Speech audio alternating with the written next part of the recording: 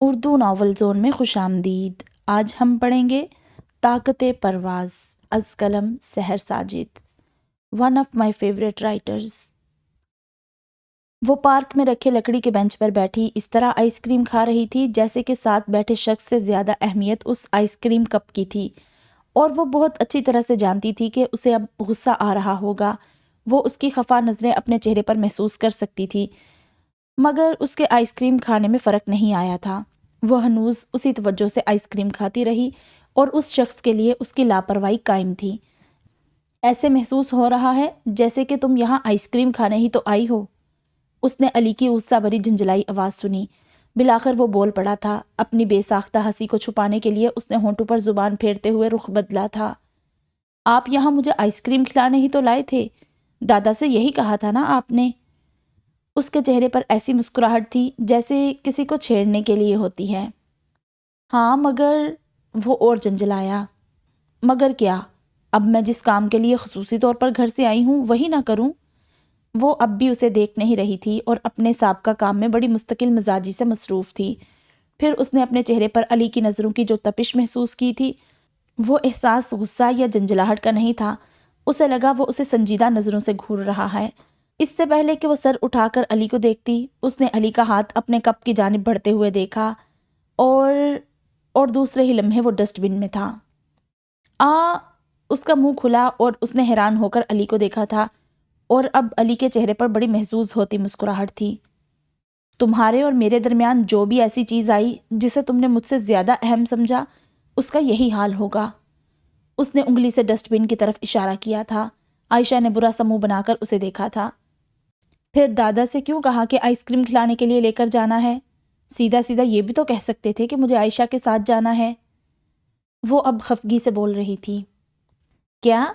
اب میں تمہارے دادا سے یہ کہتا، محترم میرا رومانس کا موڈ ہو رہا ہے تو میں اپنی منکوہا کے ساتھ باہر جانا چاہتا ہوں، تو کہہ دیتے میرے دادا بہت لبرل ہیں، وہ مجھے اپنے محرم رشتے کے ساتھ جانے سے ذرا بھی نہ ٹوکتے۔ وہ اتنے بھی لبرل نہیں ہیں، اس بات پر وہ یقیناً مجھے اٹھا کر ڈرائنگ روم سے باہر پھینکوا دیتے۔ آپ کہہ کر دیکھ لیتے۔ اس کے اس جواب پر علی خاموش ہو کر اسے دیکھنے لگا تھا۔ میری ہڈی پسلی ایک ہو جاتی، مگر محترمہ چاہتی ہیں میں جھوٹ نہ بولتا۔ تمہیں میری ذرا بھی پرواہ نہیں ہے عائشہ، بڑے افسوس کے ساتھ اسے آگاہ کیا گیا تھا۔ اپنا اسکارف صحیح کرتے ہوئے وہ مسکرائی تھی۔ زندگی میں نے دو ہی مردوں کی پرواہ کی ہے، جن میں دادا کے بعد دوسرے تم ہو، اور تم کہتے ہو کہ مجھے تمہاری پرواہ نہیں۔ اس نے اپنی مسکراہٹ چھپانے کے لیے سر جھکایا تھا اور علی اسے دوبارہ مراقبے میں جاتا دیکھ کر بے ساختہ جھنجھلایا تھا۔ وہ بہت کم بولتی تھی۔ آج غنیمت تھی کہ اس نے 4 باتیں کر لی تھی، ورنہ علی تو خود کو دنیا کا بیوقوف ترین آدمی مانتا تھا، تب جب وہ اس کے ساتھ ہوتا تھا اور تب جب وہ بول رہا ہوتا، کیونکہ وہ تو ہمیشہ خاموش ہوتی تھی۔ انرجی کی کتنی فارمز ہوتی ہیں عائشہ؟ سونے سے پہلے دادا نے اچانک پوچھا تھا، اور وہ سمجھی تھی کہ وہ اسے کل ٹیسٹ کا ریوائز کروانے کے لیے پوچھ رہے ہیں۔ Thermal, potential, chemical, sound, electrical energy, اور وہ انگلیوں کی پوروں پر گنتے ہوئے شروع ہو چکی تھی۔ دادا مسکرا کر اسے دیکھتے رہے۔ وہ 10 سال کی بچی انہیں بے حد عزیز تھی۔ بس ہو گئی سب کاؤنٹ؟ انہوں نے پوچھا۔ میری ٹیچر نے اتنی ہی لکھوائی تھی، وہ ذرا کنفیوژن سے بولی تھی۔ دادا کے انداز سے اسے لگا تھا جیسے وہ کچھ مس کر گئی تھی۔ ہاں، تمہاری ٹیچر نے جو لکھوایا وہ تم نے بتا دیا، مگر تمہیں معلوم ہے کہ انرجی کی ایک اور فارم بھی ہوتی ہے جسے کوئی ٹیچر لکھواتا ہے نہ بتاتا ہے، وہ صرف ایک محترم ہستی نہیں بتائی تھی، وہ بھی 1400 سال پہلے، تب جب انرجی کی کوئی بھی فارم ابھی دریافت نہیں ہوئی تھی۔ ہم سائنس پڑھتے ہیں، اسے اپلائی بھی کرتے ہیں، مگر ہم اسلام پڑھتے ہیں نہ اسے اپلائی کرتے ہیں، یا پھر شاید ابھی ہم اسلامک باتوں کو سائنسی طریقے سے جسٹیفائی کرنے کے قابل ہی نہیں ہوئے۔ اسے دادا کی باتیں مشکل لگ رہی تھی۔ اسے اسلام سے دلچسپی تھی نہ ہی سائنس سے۔ وہ تو بس انرجی کی اس فارم کو جاننا چاہتی تھی جو کہ وہ مس کر گئی تھی۔ اسے بس جاننے کی جلدی تھی۔ 10 سال کی بچی کی دلچسپی اور کس میں ہوگی؟ گرینڈ پا، یو آر ٹیلنگ می اور ناٹ؟ وہ دادا کو گرینڈ پا تب بولتی تھی جب کہ وہ ناراض ہوتی یا پھر بہت موڈ میں، اور اس وقت وہ موڈ میں نہیں تھی۔ تم نے مجھ سے اس ہستی کے بارے میں نہیں پوچھا جنہوں نے انرجی کی وہ فارم بتائی تھی؟ دادا نے اپنے پہلو میں لیٹی اس بچی سے ذرا ناراض ہو کر کہا تھا، کیونکہ میں جانتی ہوں وہ کون تھے، وہ اللہ کے آخری نبی محمد صلی اللہ علیہ وآلہ وسلم تھے۔ اس نے یہ بات کسی سبق کی طرح دہرائی تھی۔ تمہیں کیسے معلوم ہوا کہ وہ اللہ کے آخری نبی تھے؟ کیونکہ آپ نے 1400 سال کا ذکر کیا تھا۔ وہ جنجلائی تھی۔ یہ بالکل سامنے کی بات تھی تو دادا کیوں پوچھ رہے تھے؟ مگر وہ تو اسے پوائنٹ پر لا رہے تھے۔ کیا آخری نبی کے بعد کوئی نبی آئے گا عائشہ؟ انہوں نے سوال کیا تھا۔ یہ سوال ہر روز ہر رات کسی نہ کسی طریقے سے حربے سے اس سے ضرور پوچھا جاتا تھا۔ نہیں، ان کے بعد کوئی نبی نہیں آئے گا، اور اگر کوئی یہ کہے کہ ان کے بعد کوئی نبی آئے گا تو وہ کیا ہے؟ وہ مرتد ہے، وہ کافر ہے۔ اس نے روز کی طرح یہ بات بھی دہرائی تھی۔ کیا ایک مسلمان کو یہ گوارا ہے کہ وہ مرتد ہو کر مرے؟ نہیں، ایک مسلمان ایسا نہیں کر سکتا۔ مسلمان کو کیسی موت کی تمنا کرنی چاہیے عائشہ؟ اسے ایمان کے ساتھ مرنے کی تمنا کرنی چاہیے دادا۔ یہ جواب اس نے جمائی روک کر دیا تھا۔ اسے اب نیند آ رہی تھی۔ دادا اب اسے وہ دعا سنانے کو کہہ رہے تھے جو کہ سورۃ بقرہ کی آخری آیات میں سے تھی۔ باوجود اس کے کہ وہ غنودگی محسوس کر رہی تھی، اس نے دعا صحیح سنائی تھی۔ دادا اب بہت پیار سے اس کے بالوں میں ہاتھ پھیر رہے تھے اور وہ آپ بتدریج نیند کی طرف جا رہی تھی۔ آپ نے مجھے انرجی کی وہ فارم نہیں بتائی جس کو اللہ کے آخری نبی صلی اللہ علیہ وآلہ وسلم نے بتایا تھا۔ اس نے اچانک پوری آنکھیں کھول کر کہا تھا، یوں جیسے وہ نیند کو بھگانا چاہتی ہو۔ پھر دادا نے اسے انرجی کی وہ فارم بتائی تھی۔ یہ عجیب سی بات ہے۔ جواب سن کر عائشہ کو تھوڑی دقت محسوس ہوئی تھی یقین کرنے میں۔ کیوں ہے؟ گرینڈ پا نے الٹا سوال کر دیا تھا۔ ان کے سوال پر وہ منہ اٹھا کر گرینڈ پا کو دیکھنے لگی تھی۔ آپ اس بات کو جسٹیفائی کریں۔ میں ضرور کروں گا مگر ابھی نہیں، کل۔ ابھی تم سو جاؤ۔ دیٹس ناٹ فیئر، وہ منہ بنا کر بولی تھی۔ وہ اس پر کمبل برابر کرنے لگے تھے۔ یہ اس بات کا اعلان تھا کہ انہیں اس کے احتجاج کی بالکل بھی پرواہ نہیں ہے۔ مجھے نیند نہیں آئے گی، انہیں کمبل کے اندر سے آواز آئی تھی۔ یہی بات تم مجھے ٹھیک 10 منٹ بعد کہنا، تب ہم اس موضوع پر بات کر لیں گے۔ اوکے۔ اب کے کمبل کے اندر سے بہت پرجوش سی آواز ابھری تھی، اور ٹھیک 10 منٹ بعد دادا نے اس کے چہرے سے کمبل ہٹا کر دیکھا تھا۔ وہ گہری نیند سو چکی تھی۔ اللہ تمہارا ایمان سلامت رکھے، روز کی دی جانے والی دعا ایک دفعہ پھر انہوں نے دہرائی تھی۔ تم اتنا کم کیوں بولتی ہو؟ اس سوال پر عائشہ نے ایک نظر اسے دیکھا تھا۔ وہ کافی دیر سے یوں ہی خاموش چل رہے تھے۔ مجھے لگتا ہے کہ میری باتیں لوگوں کو بودر کرتی ہیں۔ وہ کیوں؟ پتہ نہیں، لوگ کہتے ہیں میں عجیب ہوں، میری باتیں عجیب ہیں، کچھ ماورائی۔ علی نے آج عقل مندی کا کام کیا تھا۔ وہ اسے آج آئس کریم کھلانے نہیں لے کر گیا تھا۔ وہ اس کے گھر کے باہر والے روڈ پر جو کہ نیچے کی طرف جاتا تھا ساتھ ساتھ چل رہے تھے۔ وہ مری کا ایک پرسکون علاقہ تھا۔ مجھے نہیں لگتا کہ تم عجیب ہو، اور جہاں تک باتوں کا تعلق ہے وہ تو تب ہی پتہ چلے گا جب تم کچھ بولو گی۔ اس بات پر وہ ہلکا سا ہنسی تھی۔ آپ خود کو خوش قسمت تصور نہیں کرتے۔ آپ ان خوش قسمتوں میں شامل ہیں جن کی بیویاں کم بولتی ہیں۔ چلتے چلتے رک کر اس نے ایک درخت کے تنے سے ٹیک لگائی تھی۔ نہیں، میں تب خود کو خوش قسمت سمجھوں گا جب میری بیوی اپنے دادا کی طرح مجھ سے بھی دل کی ہر بات سب کچھ شیئر کرنے لگے گی۔ وہ اب اس کے سامنے کھڑا کہہ رہا تھا، مگر وہ اسے نہیں دیکھ رہی تھی۔ وہ اس کے سر پر چمکنے والے سورج کو دیکھ رہی تھی۔ یہ علی سے نظریں نہ ملانے کی ایک لاشعوری سی حرکت تھی۔ مجھے ریلیشنز بنانے نہیں آتے، میں اس معاملے میں بہت بری ہوں۔ کوئی بات نہیں، میں اس معاملے میں ضرورت سے زیادہ اچھا ہوں۔ جیب میں ہاتھ ڈالے اس کے سامنے کھڑا شخص مسکرایا۔ عائشہ نے بے اختیار نظریں جھکائی تھی۔ وہ چند لمحے تک یوں ہی اس کے چہرے کو دیکھتا رہا۔ تم نے میرے پرپوزل سے انکار کیوں کیا تھا؟ علی نے ایک قدم آگے بڑھ کر پوچھا تھا۔ عائشہ کا اوپر کا سانس اوپر اور نیچے کا نیچے رہ گیا تھا۔ اسے اندازہ تھا کہ علی یہ سوال ضرور کرے گا۔ وہ فوری طور پر کوئی جواب نہیں دے سکی تھی۔ یہی خوف تھا نا کہ تم اس رشتے کو استوار نہیں کر سکو گی؟ اب کی بار عائشہ نے حیران ہو کر اسے دیکھا تھا۔ کتنا عرصہ ہوا تھا ان کے نکاح کو؟ محض 2 ماہ، اور اس عرصے میں وہ کتنی بار ملے تھے؟ 2 3 یا پھر 4 مرتبہ؟ اور اتنا صحیح اندازہ؟ کیا تھا وہ شخص؟ چند لمحوں بعد اس نے آہستگی سے سر ہلا دیا۔ علی نے اس کا ہاتھ پکڑ کر تھپ تھپایا تھا۔ یہ اسے کسی تسلی کی طرح محسوس ہوا، اور ایک دفعہ پھر وہ دونوں ساتھ ساتھ خاموشی سے چلنے لگے تھے۔ غیاث احمد کا تعلق لاہور کے ایک مڈل کلاس گھرانے سے تھا۔ ان کی 6 اولادیں تھیں، 5 بیٹیاں اور 1 بیٹا۔ انہوں نے اپنے اوقات کے مطابق بیٹیوں کو پڑھایا اور پھر ایک ایک کر کے ان کی شادیاں کرتی تھی۔ بیٹا سب سے چھوٹا تھا۔ غیاث احمد اپنے زمانے کے BA پاس تھے۔ انہوں نے بیٹیوں کو بھی پڑھایا اور چاہتے تھے کہ بیٹا بھی تعلیم حاصل کرے، مگر وہ تعلیمی میدان میں چلا نہیں اور میٹرک بھی پاس نہیں کر سکا تھا۔ تب غیاث احمد نے چاہا کہ وہ کوئی ہنر سیکھ لے، مگر وہ کوئی کام بھی نہیں کر سکا۔ بہنوں اور ماں کے پیار نے صرف اسے بگاڑا ہی تھا۔ وہ جو ہل کر پانی تک نہیں پی سکتا تھا، وہ کام یا محنت خاک کرتا۔ یہ انہی دنوں کی بات تھی جب ارسلان احمد محض 20 سال کا تھا۔ اس کی ماں کی طبیعت خراب رہنے لگی تھی، کچھ اس کی پریشانی بھی تھی۔ گھر کا خرچ ابھی تک غیاث احمد اٹھا رہے تھے، تبھی ارسلان کی ماں کو ایک نئی بات سوجی۔ ان کے خیال میں شادی اس مسئلے کا حل تھی، لیکن شادی مسئلے کا حل نہیں ہوتی، یہ ارسلان احمد جیسے کیسز میں مزید مسائل کا باعث بنتی ہے۔ غیاث احمد کے منع کرنے کے باوجود انہوں نے ارسلان کی شادی محض 21 سال کی عمر میں کر دی تھی، اور 22 سال کی عمر میں وہ باپ بھی بننے والا تھا، مگر اس سے کیا فرق پڑتا تھا؟ گھر کا خرچ ابھی تک غیاث احمد کے کندھوں پر تھا۔ الٹا آمنہ یعنی ارسلان کی بیوی کو اپنے اخراجات کے لیے ٹیوشنز کرنی پڑتی تھی۔ یہ بھی غنیمت تھا کہ وہ کچھ پڑھی لکھی تھی۔ شروع میں آمنہ نے نرمی سے ارسلان کو سمجھانے کی کوشش کی تھی۔ اگر وہ سمجھانے سے سمجھنے والا ہوتا تو یقیناً اپنے ماں باپ کی بات سب سے پہلے سمجھتا، اور بات بلاخر آئے روز کے جھگڑے تک جا پہنچی تھی۔ انہی جھگڑوں سے تنگ آ کر ارسلان نے باہر جانے کا فیصلہ کیا تھا۔ باہر جانے کے لیے سب سے پہلے پاسپورٹ بنوانا پڑتا ہے۔ اس کے پاس پاسپورٹ بنوانے تک کے پیسے نہیں تھے، ویزا تو دور کی بات تھی، اور غیاث احمد اس سلسلے میں اس کی مدد کرنے والے نہیں تھے۔ تبھی وہ آمنہ سے اس کی سونے کی بالیاں بیچنے پر اصرار کرنے لگا تھا۔ آمنہ کے پاس وہ بالیاں واحد قیمتی چیز تھی، اور انہیں وہ ارسلان کے حوالے نہیں کرنا چاہتی تھی۔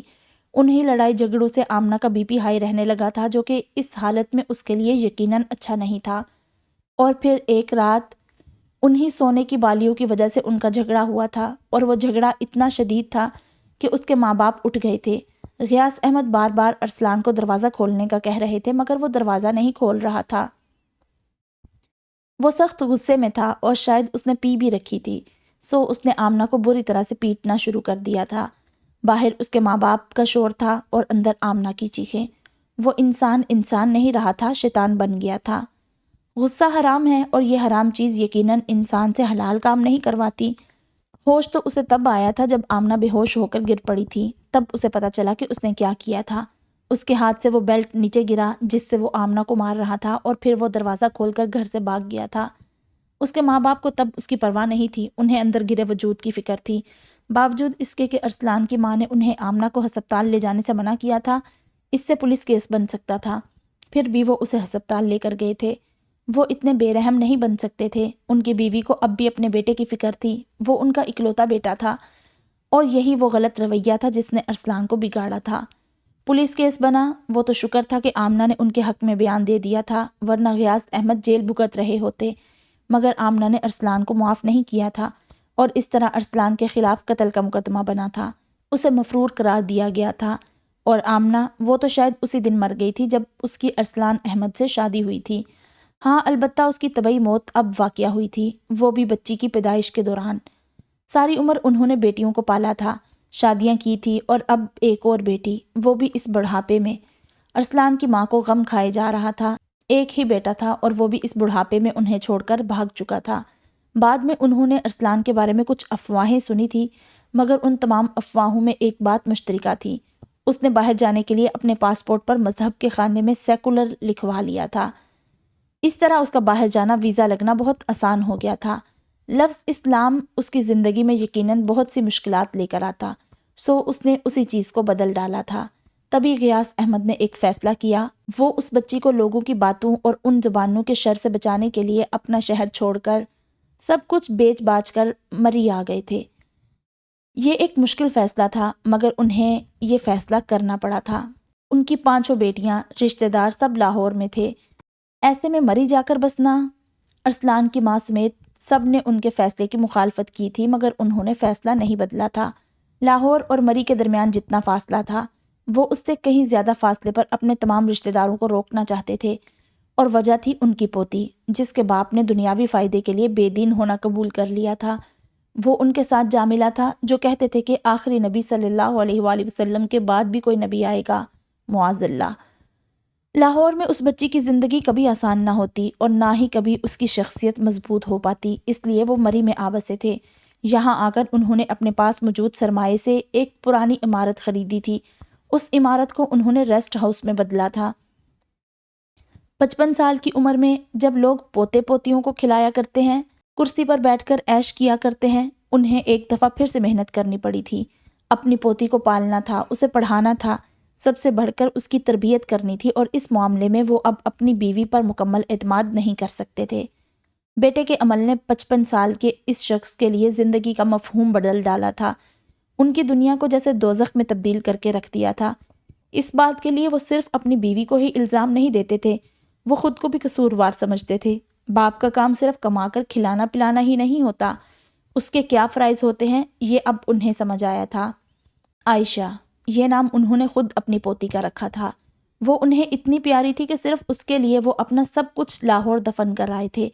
وہ کوئی بزنس مین نہیں تھے، اس عمر میں انہوں نے بزنس کے حوالے سے ڈپلوماز کیے تھے، کمپیوٹر چلانا سیکھا تھا، انگلش لینگویج کورس کیا تھا، اور ساتھ ساتھ اپنا ریسٹ ہاؤس بھی چلایا تھا۔ انہیں کوئی گزارے لائق بزنس نہیں کرنا تھا، وہ اپنے ریسٹ ہاؤس کو ایک اعلیٰ پائے کا ریسٹ ہاؤس بنانا چاہتے تھے۔ اسی کے لیے انہوں نے یہ سب پاپڑ بیلے تھے، اور ایسا کرنا مشکل تھا۔ اس عمر میں پڑھنا، سیکھنا، جب آپ کو یادداشت کی کمزوری لاحق ہونے کا خدشہ ہوتا ہے، محنت کرنا، جب آپ کے اعضاء جواب دینے لگتے ہیں، گھونسلہ بنانے کے لیے پھر سے ایک ایک تنکا اکٹھا کرنا، یقیناً یہ مشکل تھا مگر ناممکن نہیں تھا۔ جہاں تک عائشہ کا تعلق تھا، شروع کے 3 سال تک انہیں اس کے حوالے سے زیادہ مسائل کا سامنا نہیں تھا۔ مسئلہ تب بنا جب ان کی بیوی کا انتقال ہوا تھا۔ اس 3 سال کی بچی کو سنبھالنا، لیکن انہوں نے اسے سنبھالا بھی، پالا بھی اور تربیت بھی کی، ایسی تربیت جو کہ بہت کم لوگ اپنے بچوں کی کرتے ہیں۔ وہ 3 سال کی عائشہ کو گھٹنے پر بٹھا کر آنے جانے والوں کو ڈیل کیا کرتے تھے۔ ان کا ریسٹ ہاؤس آہستہ آہستہ چلنے لگا تھا۔ عائشہ کی سکولنگ بہترین ہوئی تھی، اسے غیاث احمد خود پڑھایا کرتے تھے۔ جہاں تک مذہبی تعلیم کا تعلق تھا تو وہ مسجد میں قرآن پڑھانے والے قاری اور کورس کی ایک اسلامیات کی کتاب پر انحصار نہیں کر سکتے تھے، اور وہ بھی ایسی اسلامیات کی کتاب جس میں اکثر واقعات کا حقیقت سے کوئی تعلق نہیں تھا۔ شروع کے سالوں میں انہوں نے اپنے لیے، اپنے بزنس کے لیے محنت کی تھی، اور اب وہ عائشہ کے لیے محنت کر رہے تھے۔ غیاث احمد نے صحیح احادیث کا مطالعہ کرنا شروع کیا تھا، انہوں نے ترجمہ پڑھا، تفسیر پڑھی۔ ان کا ماننا تھا کہ پاکستان کا بچہ جو محض 3 سال کی عمر میں 3 مختلف زبانیں، اردو، عربی، انگلش سیکھ سکتا ہے۔ دین سیکھنے کے لیے بچے کو کسی ادارے کی ضرورت نہیں ہوتی، یہ چیز والدین سکھاتے اور پڑھاتے ہیں۔ اس کے لیے بچے کو نہیں، ان کے ماں باپ کو ایجوکیٹ کرنے کی ضرورت ہوتی ہے۔ غیاث احمد جانتے تھے کہ کھانا سیدھے ہاتھ اور پلیٹ میں اپنے آگے سے کھایا جاتا ہے، پانی بیٹھ کر پیا جاتا ہے، ناخن جمعے کے روز تراشے جاتے ہیں، اور نماز میں کوئی چھوٹ نہیں۔ جھوٹ بولنے سے کیا ہوتا ہے اور بددیانتی کا انجام کیا ہے، حقوق اللہ اور حقوق العباد کیا ہوتے ہیں۔ وہ جانتے تھے کہ اللہ کس چیز سے خوش ہوتا ہے اور کس سے ناراض۔ عائشہ کے دادا پڑھے لکھے تھے، سو اسے کسی دینی ادارے کی ضرورت نہیں تھی۔ اسلامک انٹرنیشنل یونیورسٹی سے اسلامک سٹڈیز میں ماسٹر کرنے کے بعد غیاث احمد نے عائشہ کو سعودی عرب بھیجا تھا حدیث میں PhD کرنے کے لیے، اور اب وہ اپنی تعلیم مکمل کر کے واپس آ چکی تھی۔ دین وے آف لائف ہے، یہ کوئی بہت مشکل چیز نہیں ہے، اور یہ ایسی چیز بھی نہیں ہے جو معاشرے کے ایک طبقے تک محدود کر دی جائے۔ دین اور دنیا 2 الگ چیزوں کے نام نہیں ہیں، بلکہ دین میں دنیا ہے، دنیا میں دین نہیں۔ عائشہ کو وہ سب کام کرنے سکھائے گئے تھے جس کا اللہ اور اس کے رسول صلی اللہ علیہ وآلہ وسلم نے حکم دیا تھا۔ اس سب کے باوجود غیاث احمد کے دل سے یہ خوف نہیں جاتا تھا کہ وہ ارسلان احمد کی بیٹی ہے، یہ انہی کا بیٹا تھا جس کا خون عائشہ کی رگوں میں تھا۔ اسی لیے وہ اسے ہر روز یہ بھولنے نہیں دیتے تھے کہ آخری نبی صلی اللہ علیہ وآلہ وسلم کے بعد کوئی نبی نہیں آئے گا۔ یہ بات انہوں نے اس کی گھٹی میں شامل کر دی تھی، مگر پھر بھی یہ خوف آج تک ان کے دل میں موجود تھا، باوجود اس کے کہ عائشہ ایک اچھی بیٹی، اچھی مسلمان اور اچھی عورت تھی۔ وہ اپنے دادا کی طرح ایک کامیاب بزنس ویمن بھی تھی۔ وہ 4 کمروں پر مشتمل ریسٹ ہاؤس اب کئی کمروں کے ریسٹ ہاؤس میں بدل چکا تھا۔ اس کے علاوہ مری میں غیاث احمد کے ہوٹلز بھی تھے۔ وہ محنت جو کہ عمر کے 55 سالوں میں شروع کی گئی تھی، آج 27 سال بعد پھل دے رہی تھی۔ غیاث احمد نے عائشہ کو ہر چیز، چاہے وہ دنیا کی ہو یا دین کی، دینے کی کوشش کی تھی۔ لیکن عائشہ میں بہت سی خوبیاں تھیں، مگر پھر بھی وہ مکمل یا پھر کوئی جامع خوبیوں کا مرکہ نہیں تھی۔ ہر انسان کی طرح اس میں بھی کچھ بشری کمزوریاں تھیں۔ وہ بچپن سے اکیلی رہنے کی عادی تھی، وہ لوگوں سے زیادہ گھل مل نہیں سکتی تھی۔ مختصر یہ کہ اسے لوگوں کی عادت نہیں تھی، اسے شور برداشت نہیں ہوتا۔ ہمیشہ اس نے گھر میں اپنے اور دادا کے علاوہ کسی کو نہیں پایا تھا۔ وہ ریزروڈ تھی، خاموش رہنا پسند کرتی تھی، لوگوں سے ایک حد رکھ کر ملتی تھی، اس لیے لوگ اسے روڈ کہتے تھے۔ اس کی باتیں انہیں کسی اور دنیا کی لگتی تھی، وہ اسے عجیب کہتے تھے۔ دنیا کا کیا ہے، انہیں تو ہر وہ شخص عجیب اور ماورائی لگتا ہے جو اسلام کی بات کرتا ہے۔ وہ عجوبہ نہیں تھی، مگر لوگ کم و بیش اس کو ایسا ہی سمجھتے تھے۔ وہ مری میں ایک سرکاری میٹنگ اٹینڈ کرنے آیا تھا اور سرکاری ریسٹ ہاؤس میں اس کا ٹھہرنے کا کوئی ارادہ نہیں تھا۔ گو کہ ان ریسٹ ہاؤسز میں سہولت اور ضرورت کی ہر چیز موجود ہوتی تھی، مگر پھر بھی اسے وہ صدیوں پرانے لگتے تھے۔ وہ مری کے سب سے مشہور ریسٹ ہاؤس میں سرکاری خرچ پر ٹھہرنے کا ارادہ رکھتا تھا۔ آخر کو وہ ڈیو فارسٹ تھا، اتنا سا ہیر پھیر تو اس کا حق تھا۔ قدرے اونچائی پر بنی وہ عمارت دیکھنے کے لائق تھی۔ اس کے ایک بازو پر کوٹ دھرا تھا اور دوسرے ہاتھ سے وہ سوٹ کیس کو گھسیٹ رہا تھا۔ سن گلاسز سر پر ٹکے تھے اور وہاں کا منظر اسے بے حد متاثر کر رہا تھا۔ سبزہ پہاڑ، دھندلا سا موسم، فضا میں بسی خوشبو، نم سی ہوا اور پیروں کے نیچے آنے والے سوکھے پتوں کا شور، کیا پرسکون، پرفضا اور رومانوی سی جگہ تھی مری، وہ شہر جہاں آ کر بندہ خوش کن خیالوں میں کھو جاتا ہے۔ اس پر بھی اس جگہ کا جادو چل گیا تھا۔ جیسے ہی وہ ریسٹ ہاؤس کے استقبالیہ پر پہنچا، واو، بے ساختہ اس کے منہ سے نکلا تھا۔ اتنا شاندار ریسٹ ہاؤس، وہ بھی سرکار کے خرچے پر، عیش تو اسے کہتے ہیں۔ وہ بڑی ترنگ میں اندر آیا تھا، ریزرویشن ہو چکی تھی، ملازم اسے کمرہ دکھا کر جا چکا تھا اور اب وہ اپنے کمرے سے باہر کا نظارہ کر رہا تھا۔ اس کا موڈ بہت خوشگوار تھا۔ وہ فریش ہونے کے لیے باتھ روم گیا تھا اور جب وہ باہر آیا تو اس کے اچھے اور خوشگوار موڈ کا ستیہ ناش ہو چکا تھا۔ مری کی ٹھنڈ میں کوئی بھی ٹھنڈے پانی سے نہانا افورڈ نہیں کر سکتا تھا۔ وہ کوئی آئرن مین نہیں تھا اور نہ ہی اس کا ارادہ خود کو نمونیا کروانے کا تھا۔ نہایت ہی بگڑے ہوئے موڈ کے ساتھ وہ نیچے آیا تھا۔ پہلے اس کا ارادہ ریسیپشنسٹ سے بات کرنے کا تھا، پھر اسے خیال آیا وہ تو ایک آفیسر ہے، ایک معمولی سے فرد سے کیوں بات کرے، اور پھر جلد ہی اس نے CEO کا آفس ڈھونڈ نکالا۔ اس آفس کو دیکھتے ہوئے ایک دفعہ پھر سے اس کے دماغ کو گرمی چڑھنے لگی۔ اتنے سٹینڈرڈ کا ریسٹ ہاؤس، اتنے زیادہ چارجز اور باتھ روم میں گرم پانی تک نہیں۔ پین کے روکنے کے باوجود اس نے دھاڑ سے دروازہ کھولا تھا۔ آفس میں موجود ہستی نے چونک کر سر اٹھایا اور اس ہستی کو دیکھ کر آفیسر صاحب کے ابلتے ہوئے دماغ پر جیسے ٹھنڈا پانی گرا تھا۔ میڈم، میں نے ان کو روکنا چاہا مگر، پین بے چارگی سے بولا تھا۔ کوئی بات نہیں بابا، اب لوگوں کو زبردستی تمیز تو سکھائی نہیں جا سکتی، آپ جائیے، اس نے پین کی بات کو کاٹ کر کہا تھا۔ مائی گاڈ، کس قدر روڈ تھی وہ لڑکی، اسے رہ کر غصہ آیا تھا۔ وہ جو دروازہ کھلنے پر CEO کے طور پر کسی بزرگ کی موجودگی میں توقع کر رہا تھا، ایک ینگ لڑکی کو دیکھ کر ٹھنڈا پڑ گیا تھا، مگر اب وہ دانت پیستے ہوئے اندر آیا تھا اور زور سے دروازہ بند کر کے اس بات کا ثبوت دیا تھا کہ واقعی لوگوں کو تمیز نہیں سکھائی جا سکتی تھی۔ عائشہ اس کی طرف متوجہ نہیں تھی بلکہ وہ لیپ ٹاپ پر مصروف تھی۔ تشریف رکھیے، اس کے ٹیبل کے پاس آ کر رکنے پر عائشہ نے دیکھے بغیر کہا تھا۔ جواباً اس نے زور سے کرسی گھسیٹی اور بیٹھ گیا۔ فرمائیے، وہ اسی طرح لیپ ٹاپ پر مصروف تھی۔ اتنے زیادہ چارجز غالباً آپ سہولیات مہیا کرنے کے لیتے ہیں۔ وہ کھا جانے والی نظروں سے اس کریم کلر کے عبایا اور ڈارک کلر کا سکارف لیے لڑکی کو گھور رہا تھا۔ اس کا چہرہ بالکل سادہ تھا۔ روم نمبر کیا ہے آپ کا؟ اس کی اتنی بدتمیزی پر یقیناً عائشہ کو بھی غصہ آ رہا تھا، مگر پھر بھی وہ تحمل سے بات کر رہی تھی۔ 302۔ اس کے بتانے پر عائشہ کے ہاتھ تیزی سے لیپ ٹاپ پر حرکت کرنے لگے۔ Ali Tabrez, district officer, Lahore. Data اس کے سامنے تھا اور مسئلہ بھی اسے سمجھ آ گیا تھا۔ کس بات کے چارجز لیتے ہیں آپ؟ جب ایک گرم پانی کی سہولت تک مہیا نہیں کر سکتے، حد ہے۔ آفیسر صاحب اپنی آفیسری جھاڑنا شروع ہو چکے تھے۔ عائشہ نے بے ساختہ ٹھنڈا سانس بھرا اور بیل بجائی۔ چند لمحوں بعد علی کو محسوس ہوا کہ وہ پاگلوں کی طرح خود ہی بولے جا رہا تھا۔ جسے وہ سنا رہا تھا اس پر تو کوئی اثر ہی نہیں تھا۔ بیل بجانے کے بعد عائشہ دونوں ہاتھ ایک دوسرے میں پھنسائے دروازے کی طرف دیکھ رہی تھی۔ ہمدانی صاحب کو بلائیے بابا۔ Excuse me. علی نے ٹیبل بجا کر اسے متوجہ کیا تھا۔ بے ساختہ برہم ہو کر اس نے علی کو دیکھا تھا۔ وہ بس ایک نظر تھی، لاشعوری سی۔ اس کی آنکھیں، علی کو بے ساختہ پچھتاوا ہوا۔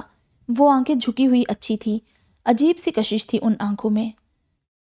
آپ ہر ایک کو اتنے ہی برے طریقے سے ڈیل کرتی ہیں؟ وہ بولا تو اس کے لہجے میں اب پہلے جیسی تیزی نہیں تھی۔ اسی لمحے ہمدانی صاحب دستک دے کر اندر آئے تھے۔ وہ اب بھی علی کی طرف متوجہ تھی اور نہ ہی اس نے جواب دیا تھا۔ ہمدانی صاحب، ڈیو صاحب کو کس نے روم نمبر 302 الاٹ کیا ہے؟ آپ کو معلوم بھی ہے اس روم کا سینیٹری پرابلم ہے، پھر بھی یہ روم الاٹ کر دیا گیا۔ اس کا لہجہ سخت تھا۔ سوری میڈم، مجھے لگتا ہے کہ یہ ریسیپشنسٹ کی غلطی کی وجہ سے ہوا ہے۔ آپ فوراً سے پہلے آفیسر صاحب کا پرابلم حل کروائیے، ان کو دوسرا روم الاٹ کریں اور ان کا سامان اس روم میں خود اپنی نگرانی میں شفٹ کروائیے گا۔ علی مسلسل اس کے چہرے کو دیکھ رہا تھا۔ اور ہاں ہمدانی صاحب جاتے جاتے مڑے تھے۔ یہ تسلی کر لیجئے گا کہ اس کے واش روم میں گرم پانی آتا ہو۔ آپ خود چیک کیجئے گا، بلکہ ایسا کیجئے گا سب کچھ اچھی طرح چیک کرنے کے بعد انہیں اس روم میں شفٹ کیجئے گا، ورنہ پھر آفیسر صاحب کو میرے آفس آنے کی زحمت ہوگی۔ آفیسری جھاڑنے والے الفاظ اس نے دل میں ہی کہے تھے۔ جی بالکل ٹھیک میڈم۔ ہمدانی صاحب کے چہرے پر ہلکی سی مسکراہٹ ابھری تھی۔ تکلیف کے لیے معذرت خواہ ہیں۔ دراصل اس ہوٹل میں انسان کام کرتے ہیں اور انسانوں سے غلطیاں ہو جاتی ہیں۔ بے شک ہم چارجز زیادہ لیتے ہیں، مگر پھر بھی ہم ایلینز یا پھر جنوں کو ہائر نہیں کر سکتے۔ ایک دفعہ پھر معذرت۔ بات کرتے ہوئے وہ اب بھی اسے نہیں دیکھ رہی تھی اور یقیناً وہ نرم لہجے میں ہی بات کر رہی تھی۔ یہ الگ بات کہ علی کو الفاظ کسی پتھر کی طرح ہٹ کر رہے تھے۔ وہاں بیٹھے بیٹھے اسے اندازہ ہوا تھا کہ ہر کسی پر اپنی آفیسری نہیں جھاڑی جا سکتی۔ کیا کہے اب وہ؟ شکریہ۔ وہ اٹھ کر جانے کے لیے مڑا تھا۔ ایکسکیوز می ڈیو صاحب۔ بے ساختہ وہ مڑا تھا۔ ہر روم میں انٹرکام کی سہولت موجود ہے، اگر آپ اسے استعمال کرتے تو یقیناً آپ کا مسئلہ حل ہو جاتا اور آپ کو یہاں آنے کی زحمت نہ کرنی پڑتی۔ ہر کام کے لیے الگ الگ عملہ موجود ہوتا ہے۔ اب CEO کس کس مسئلے کو دیکھے؟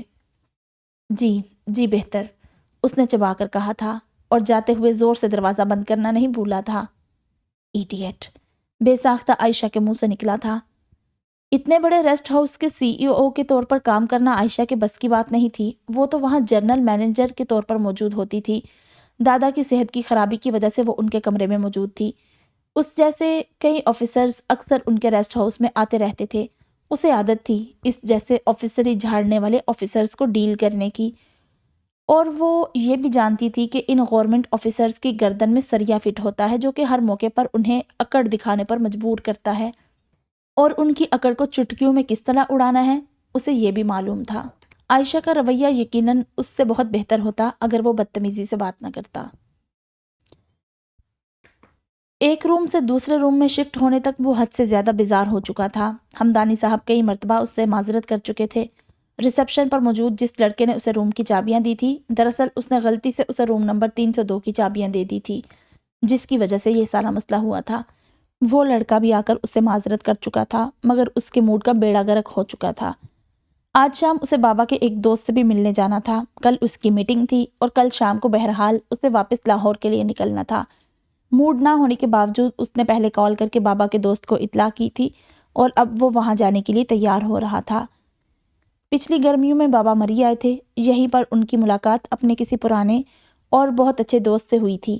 مسئلہ یہ تھا کہ اس دوست کی پوتی بابا کو بے حد پسند آئی تھی اور وہ اسے علی کے لیے پسند کر چکے تھے۔ وہ اسی سلسلے میں وہاں جا رہا تھا۔ بابا نے اسے بتایا کہ ان کے دوست کے ہوٹلز تھے مری میں اور وہ کافی ویل آف تھے۔ ان کا تعلق بھی لاہور سے تھا، مگر بابا نے یہ نہیں بتایا تھا کہ ان کا ریسٹ ہاؤس بھی تھا جس میں وہ ٹھہرا ہوا تھا۔ عموماً لوگ ریسٹ ہاؤس اور ہوٹلز میں زیادہ فرق نہیں کرتے۔ یہی بات تھی جو بابا نے بھی اسے ریسٹ ہاؤس کے متعلق نہیں بتایا تھا۔ غیاث احمد سے ملاقات بہت اچھی رہی تھی۔ ان کی طبیعت کچھ خراب تھی، مگر پھر بھی وہ بہت اچھے طریقے سے ملے تھے۔ غیاث احمد کا انداز یہ جاننے کے باوجود کہ وہ وہاں کس لیے آیا تھا بالکل بھی روایتی نہیں تھا۔ وہ علی کا پورا انٹرویو کر چکے تھے، یہ ایسا ہی تھا جیسے کہ کوئی اپنی قیمتی چیز کسی کے حوالے کرنے سے پہلے پوری چھان بین کرتا ہے۔ کہاں ٹھہرے ہو؟ چائے کے دوران غیاث احمد نے پوچھا۔ ایک پرائیویٹ ریسٹ ہاؤس ہے، اس میں ٹھہرا ہوں۔ اسے بہرحال دادا کی پوتی سے ملنے کی جلدی تھی، مگر یہاں پر انٹرویو ہی ختم نہیں ہو رہا تھا۔ گورنمنٹ کے تو اپنے ریسٹ ہاؤس موجود ہیں اور سرکاری آفیسرز کی رہائش کا خرچہ بھی گورنمنٹ ہی برداشت کرتی ہے، پھر تم کیوں نہیں ٹھہرے وہاں؟ باوجود اس کے کہ چائے زیادہ گرم نہیں تھی، مگر اسے لگا کہ چائے نے اس کا منہ جلا دیا۔ اسے فوری طور پر کوئی جواب نہیں سوجا۔ لوگوں کا کیا ہے کہ اپنی حلال کی کمائی کو چند ہزار کے لیے حرام بنا لیتے ہیں۔ ان کا انداز منہ پر بات مارنے جیسا تھا۔ وہ یقیناً سمجھ چکے تھے کہ وہ کیوں پرائیویٹ ریسٹ ہاؤس میں ٹھہرا تھا، اور وہ دیکھے بغیر دادا کی پوتی کو ریجیکٹ کر چکا تھا۔ پتہ نہیں کیوں، مگر غیاث احمد کے انداز نے اسے آج دوپہر کا واقعہ یاد دلایا تھا۔ اس لڑکی کا انداز بھی کچھ ایسا ہی تھا۔ انکل، کل صبح میری میٹنگ ہے، اس کے بعد مجھے واپس بھی جانا ہے، تو میرا خیال ہے اب میں چلتا ہوں۔ چائے کا کپ رکھتے ہوئے وہ بولا تھا۔ ایسے تو تم نہیں جا سکتے، کھانا تو کھا کر ہی جاؤ گے۔ علی کو جھٹکا لگا۔ کیا دھونس بھرا انداز تھا۔ آؤ تمہیں میں گھر دکھاتا ہوں، وہ اٹھتے ہوئے بولے تھے۔ انکل مگر وہ… کوئی اگر مگر نہیں، کم آن ینگ مین۔ آج کے دن ہی برا تھا، وہ یہاں سے جان چھڑانے کے چکر میں تھا، اور وہ بوڑھا آدمی… بوڑھے واقعی خبتی ہوتے ہیں، وہ بڑبڑایا اور اٹھ کر ان کے پیچھے چل دیا۔ باوجود اس کے کہ وہ وہاں ٹھہرنا نہیں چاہتا تھا، اور باوجود اس کے کہ اسے اب اس بوڑھے شخص کی پوتی سے کوئی غرض نہیں تھی، وہ شام تک وہاں رکا تھا، اور غیاث احمد کی باتیں وہ کافی دلچسپ تھی، جن کی وجہ سے وہ وہاں ٹھہرنے پر مجبور ہوا تھا۔ گھر دکھانے کے بعد وہ اسے اپنی اسٹڈی میں لے گئے تھے۔ وہاں زیادہ تر اسلامی علوم، تفاسیر، احادیث کی کتابیں تھیں۔ اسے اپنے اور غیاث احمد کے درمیان جنریشن گیپ جیسی کوئی چیز محسوس ہوئی تھی، اور نہ ہی ان کی باتوں سے ایسا لگا تھا وہ اب اس سے اسی کے شعبے کے متعلق بات کر رہے تھے۔ ماہرین کہتے ہیں کہ ہر ملک کا کم از کم 25% علاقہ جنگلات پر مشتمل ہونا چاہیے۔ کیوں ینگ مین، ایسا ہی ہے نا؟ بولتے بولتے انہوں نے علی سے تصدیق چاہی تھی۔ جی بالکل، اس نے تائیدی انداز میں سر ہلایا تھا۔ وہ دونوں آمنے سامنے بیٹھے تھے، اور اب چائے کا ایک اور دور چل رہا تھا۔ جنگلات کی بہت اہمیت ہوتی ہے کسی بھی ملک کے لیے۔ جتنے درخت زیادہ ہوں گے، مٹی اتنی زیادہ زرخیز ہوگی، ایگریکلچر ترقی کرے گا، نتیجتاً اکانومی مضبوط ہوگی۔ اس کے علاوہ ماحول کے لیے بھی درخت کتنے ضروری ہوتے ہیں، یہ مجھے تمہیں بتانے کی ضرورت نہیں ہے۔ وہ پی ٹی وی پر ایک اشتہار بھی چلا کرتا تھا، درخت لگائیے، انہوں نے مسکرا کر کہا تھا۔ جنگلات کی اہمیت سے ماہرین نے کتنا عرصہ پہلے آگاہ کیا ہوگا، مگر تم جانتے ہو یہی بات میرے نبی صلی اللہ علیہ وآلہ وسلم نے 1400 سال پہلے کہی تھی۔ وہ چونک کر سیدھا ہوا۔ ایسی کوئی بات اس کے علم میں نہیں تھی۔ درخت لگانا صدقہ جاریہ قرار دیا گیا، کیوں؟ علی کے پاس سوال کا جواب نہیں تھا۔ اسی لیے کہا گیا تھا کہ درختوں کی بہت اہمیت ہے، انسانوں کے لیے، جانوروں کے لیے، ماحول کے لیے، معیشت کے لیے، ملک کے لیے۔ اور آج ماحولیات والے روتے پھرتے ہیں کہ درخت لگاؤ، انہیں کاٹو نہیں، وغیرہ وغیرہ۔ وہ یہ کیوں نہیں کہتے کہ درخت لگاؤ، اس لیے کہ محمد صلی اللہ علیہ وآلہ وسلم نے اسے صدقہ جاریہ قرار دیا ہے۔ غور کرو ان لفظوں پر، یہ وہ چیز ہے جو انسان کے مرنے کے بعد بھی کام آتی ہے۔ ہم میں سے کون ہے جو یہ جانتا ہے کہ مرنے کے بعد اس کے ساتھ کیا ہونے والا ہے؟ تو پھر ہمیں چاہیے کہ ہم وہ کام اس زندگی میں ضرور کریں جو مرنے کے بعد بھی فائدہ دینے والا ہو۔ ماہرین لوگوں کو درختوں کے سائنسی فوائد بتاتے ہیں، مگر اس کا سب سے بڑا فائدہ محمد صلی اللہ علیہ وآلہ وسلم نے بتایا، وہ بھی تب جب سائنس جیسی کوئی چیز موجود نہیں تھی عرب میں۔ ایسی کوئی چیز نہیں جو اس وقت کام آتی ہے جب انسان قبر میں ہوتا ہے، مگر اعمال، اور اگر ان اعمال میں صدقہ جاریہ بھی شامل ہو تو کیا یہ کافی نہیں ہے؟ بسکٹ کی پلیٹ اس کے آگے کرتے ہوئے وہ بہت ٹھہرے ہوئے انداز میں بول رہے تھے۔ اس بات سے تو ہر کوئی واقف ہے کہ درخت لگانا صدقہ جاریہ ہے، مگر آج اس حدیث کا دوسرا رخ سمجھ میں آیا ہے، اس نے بسکٹ اٹھاتے ہوئے کہا۔ رخ نہیں، حکمت۔ دین کی باتوں میں حکمت ہوتی ہے، لوگ اس حکمت کو تلاش نہیں کرتے۔ اتنا وقت کس کے پاس ہے کہ وہ ایسی حکمتوں کو تلاش کرتے پھرے؟ یہاں تو 5 وقت نماز پڑھنا عذاب بنا ہوا ہے، سمیت میرے، علی نے برہنہ تبصرہ کیا۔ اسی وقت ملازم نے کھانا لگنے کی اطلاع دی تھی۔ عائشہ آ گئی؟ کھانے کی ٹیبل پر بیٹھتے ہوئے انہوں نے ملازم سے پوچھا تھا۔ جی وہ تو کافی دیر ہوئی آ چکی ہیں، بلاؤ اسے بھی کھانے پر۔ اور ملازمہ اسے بلانے چلی گئی تھی۔ تو بالآخر پوتی صاحبہ سے ملاقات کرنے کا وقت آ ہی گیا تھا۔ بے ساختہ وہ الرٹ ہوا تھا۔ غیاث احمد نے کھانا شروع نہیں کیا تھا، غالباً وہ عائشہ کا انتظار کر رہے تھے۔ ملازمہ دستک دے کر اس کے کمرے میں داخل ہوئی تھی۔ غیاث احمد کا پیغام اس نے عائشہ کو دیا تھا۔ ہاں چلو۔ وہ ملازمہ کے کہنے پر شانوں پر بلیک کلر کا دوپٹہ پھیلا کر باہر جانے کے لیے بڑھی۔ بیٹا صاحب کے ساتھ مہمان بھی موجود ہے، ملازمہ نے کہا۔ اچھا؟ اسے حیرانی ہوئی۔ غیاث احمد اپنے مہمانوں کے سامنے اسے کم ہی بلایا کرتے تھے۔ وہ مڑی اور شیشے کے سامنے کھڑے ہو کر نماز کے سے انداز میں دوپٹہ چہرے کے گرد لپیٹنے لگی۔ اس کا دوپٹہ کافی بڑا تھا اور یوں لپیٹنے سے وہ اس کی آستینوں پر گر رہا تھا۔ گھر کی چپل اتار کر اس نے سوٹ سے میچنگ بلیک کلر کی سینڈل پہنی تھی اور پھر وہ ڈائننگ ٹیبل تک آئی تھی۔ کرسی پر بیٹھتے ہوئے اس نے مہمان کو سلام کیا تھا، مگر سلام ادھورا ہی رہ گیا۔ اسے دھچکا لگا تھا اور بے ساختہ وہ حیران ہو کر علی کو دیکھنے لگی تھی۔ اور علی؟ وہ سارا دن اس پوتی کے لیے خوار ہوا تھا۔ اس کا بے اختیار اپنا سر پیٹ لینے کو دل چاہا۔ وعلیکم السلام۔ کچھ لمحے کے توقف کے بعد اس طرح سے جواب آیا تھا جیسے کہ حلق میں کوئی چیز پھنس گئی ہو۔ غیاث احمد کی آواز آئی تھی، کھانا شروع کریں۔ علی کھانے کے ساتھ ساتھ پوتی صاحبہ کا بھی بھرپور جائزہ لے رہا تھا۔ کھانے کے دوران ڈشز اسے عائشہ نہیں غیاث احمد سرو کر رہے تھے۔ وہ تو بس خاموشی سے کھانا کھانے میں مصروف تھی۔ یہ جو اس ٹیبل پر تم ڈشز دیکھ رہے ہو نا، یہ سب… عائشہ کا سانس رکا تھا۔ اس نے ناراض اور تنبیہی نظروں سے دادا کو روکنا چاہا تھا، مگر ملازمہ نے بنائی ہیں۔ قدر توقف کے بعد وہ بولے تھے۔ علی کو کسی اور جملے کی توقع تھی، اس بات پر وہ بے ساختہ ہنسا تھا۔ بھائی ہماری پوتی صاحبہ کھانے پکانے کے معاملے میں بالکل کوری ہیں، اگر کبھی بنائے بھی تو… گرینڈ پا… عائشہ کی ناراض آواز نے انہیں روکا تھا۔ غیاث احمد نے کہکہا لگایا تھا۔ علی نے اس کے خفا چہرے کو دیکھا۔ عجیب پینڈو سی لڑکی تھی، آج کل کی لڑکیوں جیسی کوئی بات ہی نہیں تھی۔ کیا اب وہ ایسی دکیانوسی بیوی کو لے کر سرکاری تقریبات میں جائے گا؟ ذرا سا کاجل تک نہیں تھا اس کی آنکھوں میں۔ بے ساختہ اس کی نگاہ اب عائشہ کے ہاتھوں پر پڑی تھی۔ وہ صاف رنگت کے حامل تراشیدہ ناخنوں والے ہاتھ تھے جن پر کیوٹکس تک نہیں تھی۔ خود کو یوں دوپٹے میں چھپایا ہوا تھا جیسے نظر لگنے کا اندیشہ ہو۔ یوں دیکھنے سے یہی معلوم نہیں ہو رہا تھا کہ اگر وہ سمارٹ ہے تو کتنی سمارٹ ہے۔ اور پھر آج دوپہر کا واقعہ یکدم ہی اس کا دل اچاٹ ہوا تھا۔ ینگ مین، چائے لوگے، کافی یا قہوہ؟ کھانا کھانے کے بعد غیاث احمد نے اس سے پوچھا تھا۔ عائشہ اب ٹیبل سے برتن اٹھانے میں ملازمہ کی مدد کر رہی تھی۔ نہیں انکل، کچھ بھی نہیں، شام سے اتنی دفعہ چائے لے چکا ہوں کہ اب کسی چیز کی طلب نہیں۔ وہ اتنی تمیز سے بات کر رہا تھا کہ عائشہ کو حیرت ہوئی۔ کیا یہی وہ شخص تھا جو کہ اس کے آفس میں اپنی آفیسری جھاڑنے آیا تھا؟ دادا اسے سی آف کرنے گئے تھے۔ وہ علی کے یہاں آنے کے مقصد سے آگاہ نہیں تھی۔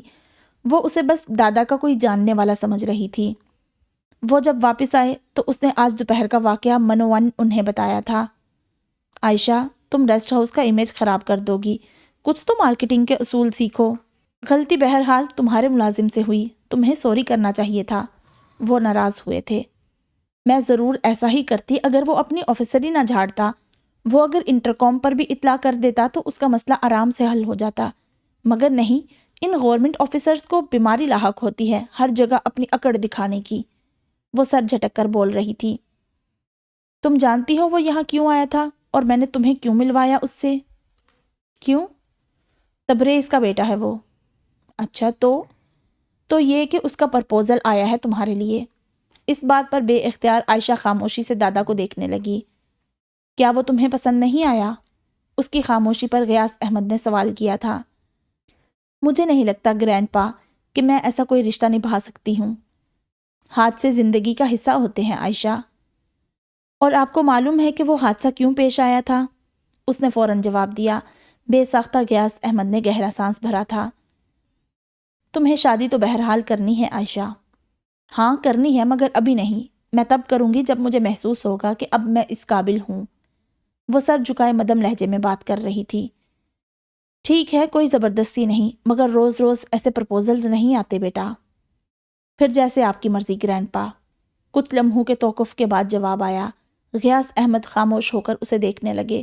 وہ جانتے تھے کہ وہ کوئی ایسا کام نہیں کر سکتے تھے جس میں اس کی مرضی شامل نہ ہو۔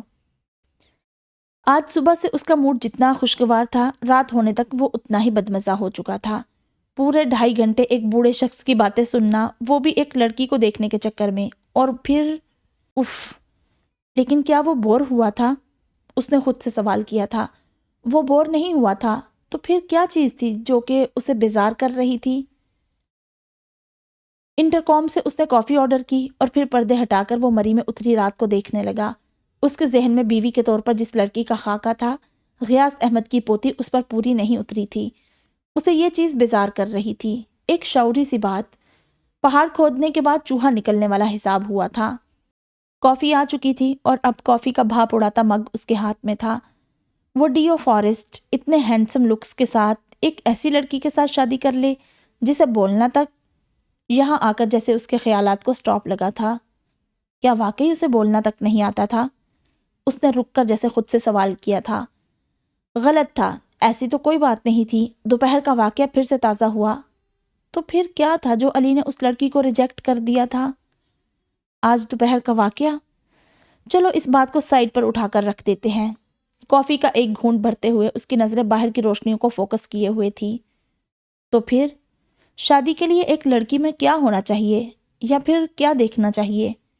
کردار، تعلیم، حسب نسب، شکل و صورت، اٹھنا بیٹھنا، اعتماد۔ اس نے جیسے لسٹ بنانی شروع کر دی تھی۔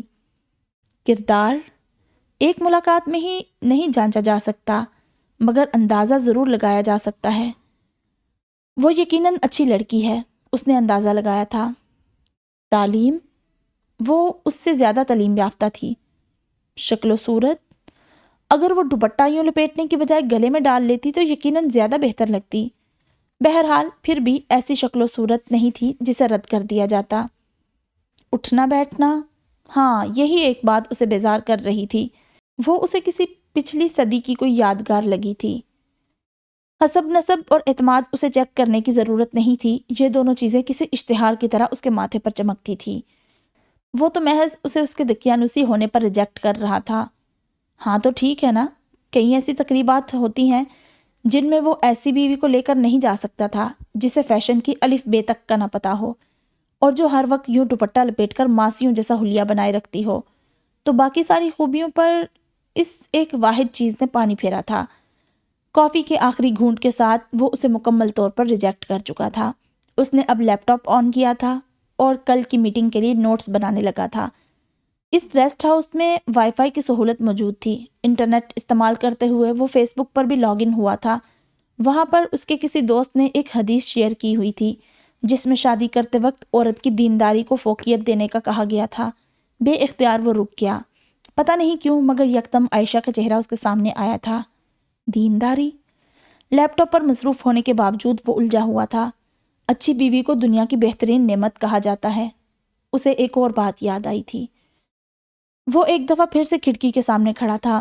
کون سی خوبی نہیں تھی عائشہ میں جو شادی کرنے کے لیے ایک لڑکی میں ہونی چاہیے، ماں سوائے اس کے کہ وہ دین کو فالو کرتی تھی، اور جس نے اس ایک چیز کو خاص بنا ڈالا، اور وہ حدیث جو بھی تھوڑی دیر پہلے پڑھی تھی۔ بے ساختہ اس نے اپنے منہ پر ہاتھ پھیرا تھا۔ وہ جیسا بھی تھا بہرحال مسلمان تھا، اس کا اسلام جمعہ کی نماز تک ہی محدود تھا۔ تو میرے نزدیک عورت کو پسند کرنے کا یہ معیار ہے کہ وہ گلے میں دوپٹہ ڈال کر جسم کو نمایاں کرنے والے کپڑے پہن کر میرے ساتھ چلے۔ مجھے ایسی چیزیں پسند ہیں جو میرا دین میرے لیے پسند نہیں کرتا۔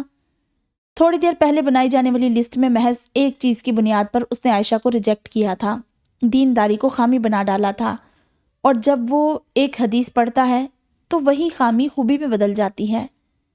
یا اللہ، کیا واقعی میں اتنا بے غیرت ہو چکا ہوں، یا پھر میرے لیے اسلام صرف اتنی اہمیت رکھتا ہے کہ جس سے میں شادی کروں وہ کلمہ گو ہو؟ کیا دین صرف کلمے کی حد تک ہے؟ سوال تھے کہ بڑھتے ہی جا رہے تھے، اور وہ تھا کہ الجھتا جا رہا تھا۔ میں ایسے کیوں سوچ رہا ہوں؟ یکدم وہ چونکا۔ تو کیا یہ آج دوپہر کی باتوں کا اثر تھا؟ باقی سوالوں کی طرح اس سوال کا جواب بھی اسے نہیں ملا، صرف خالی پن تھا۔ عائشہ کی 5 پھوپھیاں تھیں اور پھر ان کے بچے۔ وہ لوگ سالوں بعد مری کا چکر لگا لیا کرتے تھے۔ اب لاہور سے مری آنا کچھ اتنا مشکل بھی نہیں تھا، لیکن غیاث احمد کی بیٹیاں اتنی خوشحال نہیں تھیں جتنا کہ غیاث احمد تھے۔ پچھلے کچھ عرصے سے اس کی پھوپھیوں اور کزنز کا آنا جانا بڑھ گیا تھا۔ گو کہ وہ خاموش فطرت تھی، شور اسے پسند نہیں تھا، لیکن وہ اس کے رشتہ دار تھے جنہیں بہرحال وہ برداشت کرتی تھی۔ دادا اور اس کا کام بری طرح سے متاثر ہوتا جب اس کے کزنز احمد ہاؤس میں موجود ہوتے تھے۔ انہی کزنز میں سے تیسری پھپھو کا بیٹا نعمان اس کے نزدیک ہونے کی کوشش کرنے لگا تھا اور جلد ہی پھپھو نے اس کا رشتہ بھی مانگ لیا تھا۔ دادا جن رشتہ داروں سے بچانے کے لیے اسے لاہور سے لے آئے تھے، اور اب وہی رشتہ دار پاؤں کی زنجیر بنتے جا رہے تھے۔ انسان ہمیشہ ایسی ہی زنجیروں سے مجبور ہوتا ہے۔ وہ ان کی بیٹیاں تھیں جن سے وہ کٹ نہیں سکتے تھے، اور نہ ہی وہ اتنا عرصہ کٹ کر رہے تھے۔ وہ ہر موقع پر، ہر تہوار پر انہیں یاد رکھتے تھے۔ یہ الگ بات تھی کہ وہ خود یا پھر عائشہ بہت کم لاہور جاتے تھے، وہ بھی اس رشتے سے جو بیٹی کے باپ ہونے کے ناطے سے تھا مجبور ہوتے تھے۔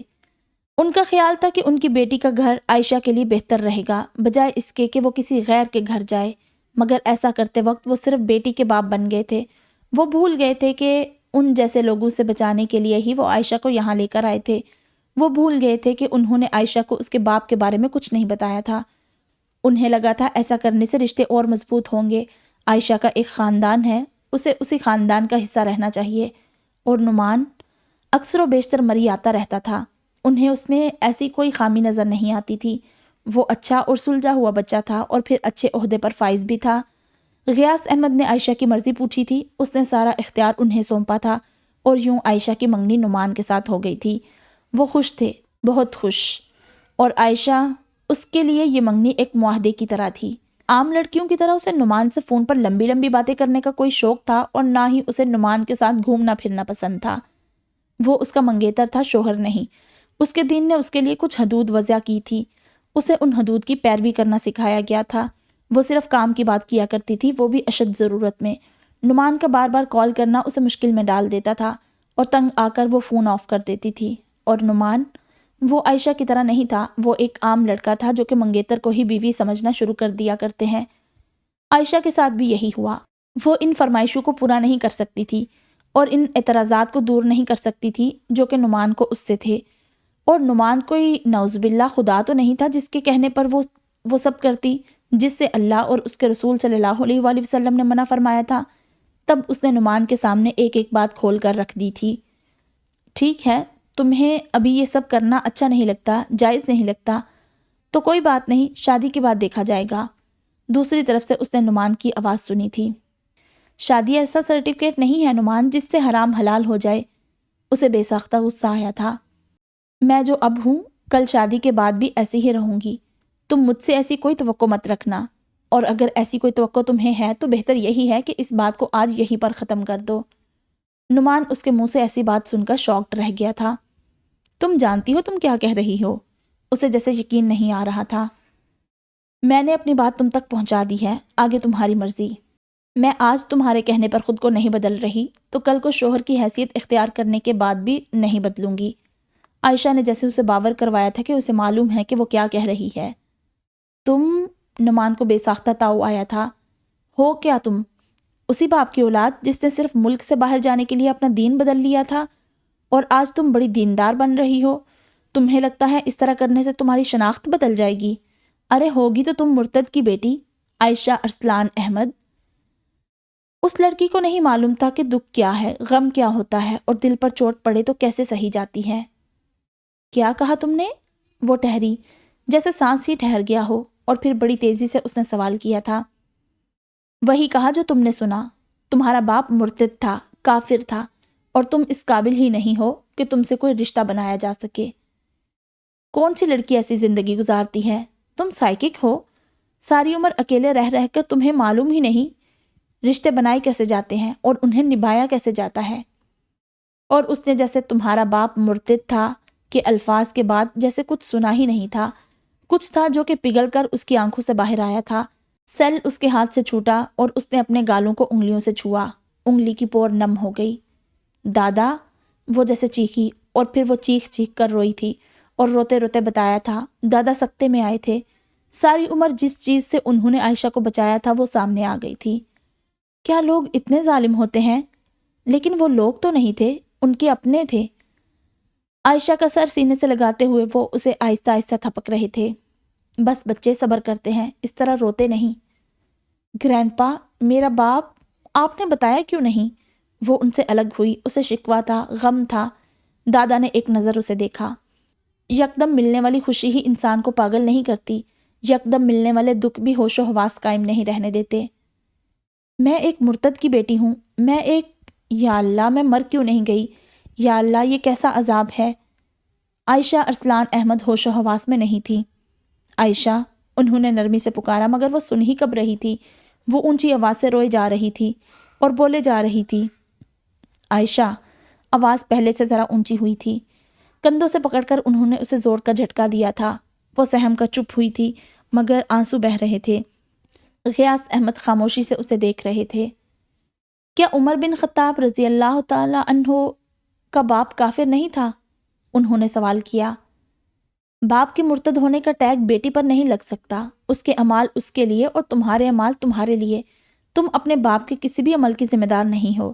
بس بات ختم۔ آج کے بعد میں تمہیں اس بات کے لیے روتا ہوا نہ دیکھوں۔ ان کا لہجہ سخت اور ختمی تھا۔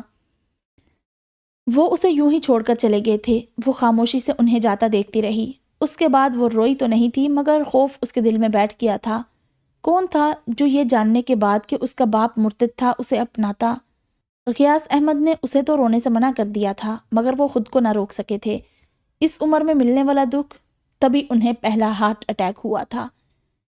ان حالات میں عائشہ اکیلی نہیں تھی، اس کی پھپھیاں تھیں اس کے پاس، مگر پھر بھی اتنے سارے لوگوں کے ہجوم میں، اتنی ساری تسلیوں کے درمیان میں بھی اس نے خود کو یوں اکیلا محسوس کیا تھا جیسے کہ وہ لاوارث ہو۔ اسے ان ڈاکٹرز پر بھروسہ نہیں تھا جو کہ اس کے دادا کا علاج کر رہے تھے، نہ ہی اسے ان مشینوں پر اعتبار تھا جو کہ اس کے دادا کے جسم کے ساتھ منسلک تھی۔ اس کا اعتبار، اس کا یقین صرف ایک ذات پر تھا۔ وہ جانتی تھی کہ اللہ اسے یوں کبھی تنہا چھوڑ ہی نہیں سکتا۔ اسے معلوم تھا کہ اللہ جانتا ہے اسے دادا کی کتنی ضرورت ہے، اور اللہ انسان کو وہی دیتا ہے جیسا بندہ اس سے گمان کرتا ہے۔ غیاث احمد کی صحت بحال ہو گئی تھی۔ وہ آہستہ آہستہ ہی صحیح، مگر ربائی صحت تھے۔ بیماری سے تو انسان گزر ہی جاتا ہے، مگر غم، یہ کسی بیماری کی طرح انسان کو لگ جاتا ہے۔ اب اسے کیسے جھیلا جائے؟ کیسی لگی تمہیں عائشہ؟ وہ جس دن سے مری سے واپس آیا تھا، اس سوال کی توقع کر رہا تھا۔ عجیب بات تھی، وہ اس سوال سے بچنا چاہ رہا تھا، کیونکہ وہ اسے اپنانے یا رد کرنے میں متعمل تھا۔ وہ الجھا ہوا تھا۔ ابھی بھی وہ تبریز صاحب کے سوال کرنے پر خاموش ہوا تھا۔ کیا بات ہے علی؟ اور اس سوال پر بے ساختہ علی نے گہرا سانس بھرا تھا۔ ابو، ابھی میں کچھ بھی نہیں کہہ سکتا، میں تھوڑا کنفیوز ہوں۔ کیا کنفیوژن ہے؟ باقی سب تو ٹھیک ہے، مگر وہ کچھ دقیانوسی ہے۔ جیسا طرز زندگی اس کا ہے، ایسے تو زندگی گزارنا بہت مشکل ہے۔ اس کی بات سن کر تبریز صاحب خاموش ہوئے تھے۔ ٹھیک ہے علی تبریز، تم اس نعمت کے قابل ہی نہیں تھے۔ انہیں جیسے بے حد افسوس ہوا تھا، اور علی، اسے ان کی بات کسی کوڑے کی طرح لگی۔ کیا بات کر رہے ہیں ابو؟ میں آج اگر شادی کے لیے باہر نکلوں تو لڑکیوں کی لائن لگ جائے، جس لڑکی پر ہاتھ رکھوں وہ اسے اعزاز سے کم نہ سمجھے، اور آپ کہتے ہیں کہ میں اس کے قابل نہیں؟ اسے تاؤ ہی آ گیا۔ ہاں، لگ جائے گی لڑکیوں کی لائن، کیونکہ وہ سب بھی تمہارے جیسی لڑکیاں ہوں گی۔ میرے جیسی؟ اسے باپ کی بات نے حیران کیا۔ وہ آیت کبھی سنی ہے، نیک عورتیں نیک مردوں کے لیے؟ انہوں نے سوال کیا، مگر وہ ناسمجھی سے انہیں دیکھ رہا تھا۔ عائشہ ایک نیک عورت ہے علی تبریز۔ اور پھر جیسے اسے اطلاع دی گئی تھی، اسے ایک دھچکا لگا۔ تو کیا اس کا باپ اسے اچھا نہیں سمجھتا؟ اس نے تعصب سے اپنے باپ کو جاتے دیکھا۔ افیئرز چلانا، چھوٹا موٹا ہیر پھیر کرنا، کسی کو کوئی کام کروانا اور بدلے میں تحائف لینے کو رشوت نہ سمجھنا، سرکاری فون سے لمبی لمبی پرائیویٹ کالز کرنا، کبھی کبھی جمعے کی نماز پڑھ لینا، اور قرآن کو تو ہاتھ لگانا وہ ایسے سمجھتا تھا جیسے کہ قرآن کا ادب مجروح ہو جائے گا۔ سرکاری گاڑی کا پرائیویٹ استعمال، اور پھر لاگ بک میں ہیرا پھیری اور جھوٹ بولنا تو جیسے کوئی بات ہی نہیں تھی۔ اپنے برابر کے گورنمنٹ آفیسرز کی ٹانگ کھینچنا، یہ سب اور ان جیسے دوسرے معاملات، یہ تو زندگی کا حصہ تھے، اور انہیں ہر کوئی کسی نہ کسی طریقے سے اپنی زندگی میں شامل رکھتا ہے۔ اب اس کا مطلب یہ تو نہیں ہو گیا کہ وہ نیک نہیں رہا تھا۔ کوئی بھی انسان مکمل نہیں ہوتا۔ اس کے دل پر چوٹ پڑی تھی۔ اس کا باپ اسے ایک عام سی لڑکی کے قابل ہی نہیں سمجھتا تھا۔ اس کی انا بلبلا اٹھی۔ اور پھر جیسے وہیں بیٹھے بیٹھے فیصلہ ہو گیا تھا۔ اسے صرف عائشہ احمد سے شادی کرنی تھی۔ تبریز، میں تمہاری بات سمجھ رہا ہوں، مگر مسئلہ یہ ہے کہ عائشہ ابھی راضی نہیں۔ غیاث احمد نے تبریز کے فون کرنے پر جواب دیا تھا۔ مسئلہ کیا ہے؟ تبریز صاحب کو اس انکار سے افسوس ہوا تھا۔ اتنا خاص نہیں ہے، بس اسے کچھ وقت چاہیے۔ اچھا، میں تو… تبریز، تم علی کو کہنا کہ جب کبھی مری آئے تو مجھ سے ضرور ملے۔ میں اس سے کچھ باتیں ڈسکس کرنا چاہتا ہوں، ہو سکتا ہے بہتری کی کچھ گنجائش نکل آئے۔ وہ تبریز صاحب کی بات کاٹ کر بولے تھے۔ غیاث احمد، میری خوش قسمتی ہوگی کہ عائشہ میری بہو بنے۔ میں ضرور کہوں گا علی سے۔ بہت شکریہ۔ یہ تو اب شرمندہ کرنے والی بات ہوئی نا غیاث احمد۔ انہوں نے فون کے دوسری طرف تبریز کی ناراض آواز سنی تھی۔ وہ ہلکا سا ہنسے تھے اور پھر رسمی کلمات کے بعد انہوں نے فون بند کر دیا تھا۔ اف، یہ بجلی کا مسئلہ پتہ نہیں کب حل ہوگا۔ بجلی جانے پر وہ تپا تھا۔ عائشہ مسکرائی۔ اس کے بعد ختم کرنے کی دیر تھی کہ ساتھ ہی جنریٹر آن ہو گیا، اور اب یہ جنریٹر کا شور، اسے اب اس پر بھی اعتراض تھا۔ عائشہ نے دلچسپی سے اسے دیکھا۔ تمہیں غصہ نہیں آتا کیا؟ علی نے اس کے سکون کو دیکھ کر سوال کیا۔ غصہ کرنے سے کیا ہوگا؟ ہمارے مسئلے ختم ہو جائیں گے کیا؟ الٹا سوال آیا تھا۔ علی ایک لمحے کے لیے چپ ہوا۔ ہاں، اب تو دعا ہی کر سکتے ہیں کہ اللہ اس ملک کے حالات بہتر کرے۔ اس نے ٹھنڈی سانس بھری۔ وہ جیسے علی کی بات پر چونکی تھی، اسے جیسے کچھ یاد آیا تھا۔ آپ کو پتہ ہے انرجی کی کتنی فارمز ہیں علی؟ علی نے اس سوال پر حیران ہو کر اسے دیکھا۔ وہ کیا اس کا ٹیسٹ لے رہی تھی، یا پھر وہ کوئی 5th گریڈ کا بچہ تھا جس سے ایسا سوال کیا جائے؟ کیا مطلب؟ آپ جواب دیں، مطلب میں بعد میں سمجھاؤں گی۔ یہی الیکٹریکل، کیمیکل وغیرہ۔ آپ کو معلوم ہے انرجی کی ایک فارم ایسی بھی ہوتی ہے جسے کوئی ٹیچر بتاتا ہے نہ لکھواتا ہے۔ اسے عائشہ کی باتیں الجھا رہی تھی۔ تم آخر کہنا کیا چاہتی ہو؟ اس نے فوراً کچھ کہنا چاہا تھا، مگر یکدم وہ چپ ہوئی تھی۔ آپ بور ہوں گے۔ نہیں، میں بور نہیں ہوں گا۔ شور، بلکہ میں تو دنیا کا واحد شخص ہوں گا جو کہ کسی عورت کے بولنے پر خوش ہوگا۔ عائشہ نے ایک نظر اسے دیکھا اور پھر نظریں جھکا کر بولی، جب میں چھوٹی تھی تو دادا نے مجھے بہت سی چیزیں سکھائی۔ اصل میں انہوں نے مجھے دین کے مطابق چلنا سکھایا ہے۔ وہ اکثر مجھ سے مشکل باتیں کیا کرتے تھے، جو تب تو مجھے سمجھ میں نہیں آتی تھی، مگر آج میں ان کو سمجھنے کے قابل ہوں۔ وہ مدھم آواز میں بول رہی تھی اور علی بازو صوفے پر ٹکائے بند مٹھی پر چہرہ ٹکائے اسے دیکھ رہا تھا۔ دادا کہا کرتے ہیں کہ ہمیں اپنے دین کی باتوں کی سائنٹیفک طریقے سے تصدیق کرنی چاہیے۔ حکمت، جسے مومن کی گمشدہ میراث کہا گیا ہے، وہ دراصل وہ لاجک ہی ہے جو کہ اسلام کی باتوں، اس کے احکامات میں ہے۔ جس طرح آج میں نے آپ سے انرجی کی فارمز پوچھی، اس طرح دادا نے بھی مجھ سے سوال کیا تھا اور میں نے بھی وہی کہا تھا جو آج آپ نے کہا۔ اس نے ذرا سا سر جھٹکا تھا۔ اور پھر دادا نے مجھے بتایا کہ انرجی کی ایک اور فارم بھی ہوتی ہے، اور اس فارم سے ہمیں نبی پاک صلی اللہ علیہ وآلہ وسلم نے آگاہ کیا، جو 1400 سال پہلے ایک عرب قوم کی طرف مبعوث کیے گئے تھے۔ مجھے دادا کی بات عجیب لگی، اور آج یہ بات کسی بھی دوسرے شخص کے لیے عجیب ہو سکتی ہے مگر میرے لیے نہیں۔ آپ جانتے ہیں انرجی کی وہ فارم کیا ہے؟ اس نے سر اٹھا کر علی کو دیکھا۔ علی سوالیہ نظروں سے اسے دیکھ رہا تھا۔ دعا۔ اور پھر چند لمحوں کے توقف کے بعد وہ بولی تھی۔ علی چونکا تھا۔ دعا؟ وہ حیران ہوا۔ ہاں، دعا۔ دادا کہتے ہیں کہ دعا بھی انرجی کی ایک فارم ہے۔ یہ کیا بات ہوئی بھلا؟ دعا تو اللہ اور بندے کے درمیان تعلق کا نام ہے، اور بس۔ اور آپ جانتے ہیں یہ تعلق کیسے بنتا ہے؟ دعا کیسے اللہ تک پہنچتی ہے؟ ظاہر ہے علی کے پاس جواب نہیں تھا۔ آپ ذرا دعا کے فلسفے کو کچھ لمحوں کے لیے دین سے الگ کریں اور اس کا سائنسی پہلو دیکھیں۔ سائنس کہتی ہے ہر وہ چیز جسے زمین سے فضا میں جانا ہے اسے انرجی چاہیے، جیسے کہ جہاز، اسے اڑانے کے لیے فیول چاہیے ہوتا ہے جس سے وہ اتنی پاور حاصل کرتا ہے کہ وہ اڑ سکے، جیسے کہ راکٹ شٹل وغیرہ۔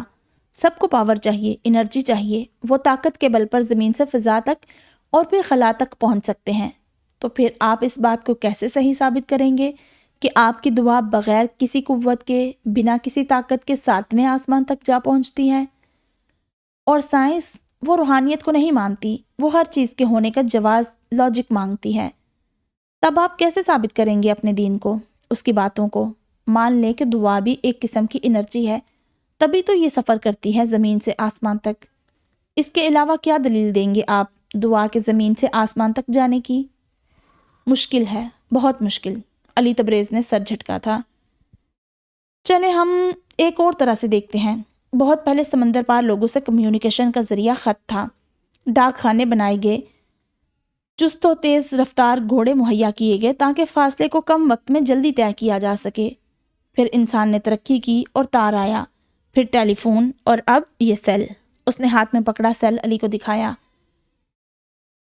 ٹیلی فون سے کمیونیکیٹ کرنے کے لیے تار کی ضرورت ہے، اور موبائل نے اس جھنجٹ کو بھی ختم کر دیا۔ آپ غور کریں علی، گھوڑے ہوں، ٹیلی فون ہوں یا سیل، ان سب میں ایک چیز مشترک ہے، اور وہ ہے تیز رفتاری۔ آپ اپنے سیل سے ایک نمبر ڈائل کرتے ہیں، 7 سمندر پار دنیا کے 7ویں کونے میں موجود دوسرا شخص دوسرے ہی بیل پر کال ریسیو کرتا ہے۔ وہ ہیلو کہتا ہے تو سیکنڈ کے 1000ویں حصے میں آواز آپ کو سنائی دیتی ہے۔ آپ اسے ٹیکنالوجی کہتے ہیں، میں اسے اللہ کے مخفی اسرار کہتی ہوں جسے انسان دن بدن کھوجتا جا رہا، اور اسے ہم کہتے ہیں ٹیکنالوجی کی ترقی۔ فون کے سپیکر میں آپ بولتے ہیں، آواز الیکٹریکل سگنل میں بدلتی ہے۔ یہ سگنل سفر کرتے ہوئے دوسرے شخص تک جب پہنچتے ہیں تو ریسیور کے ذریعے پھر آواز میں بدل جاتے ہیں۔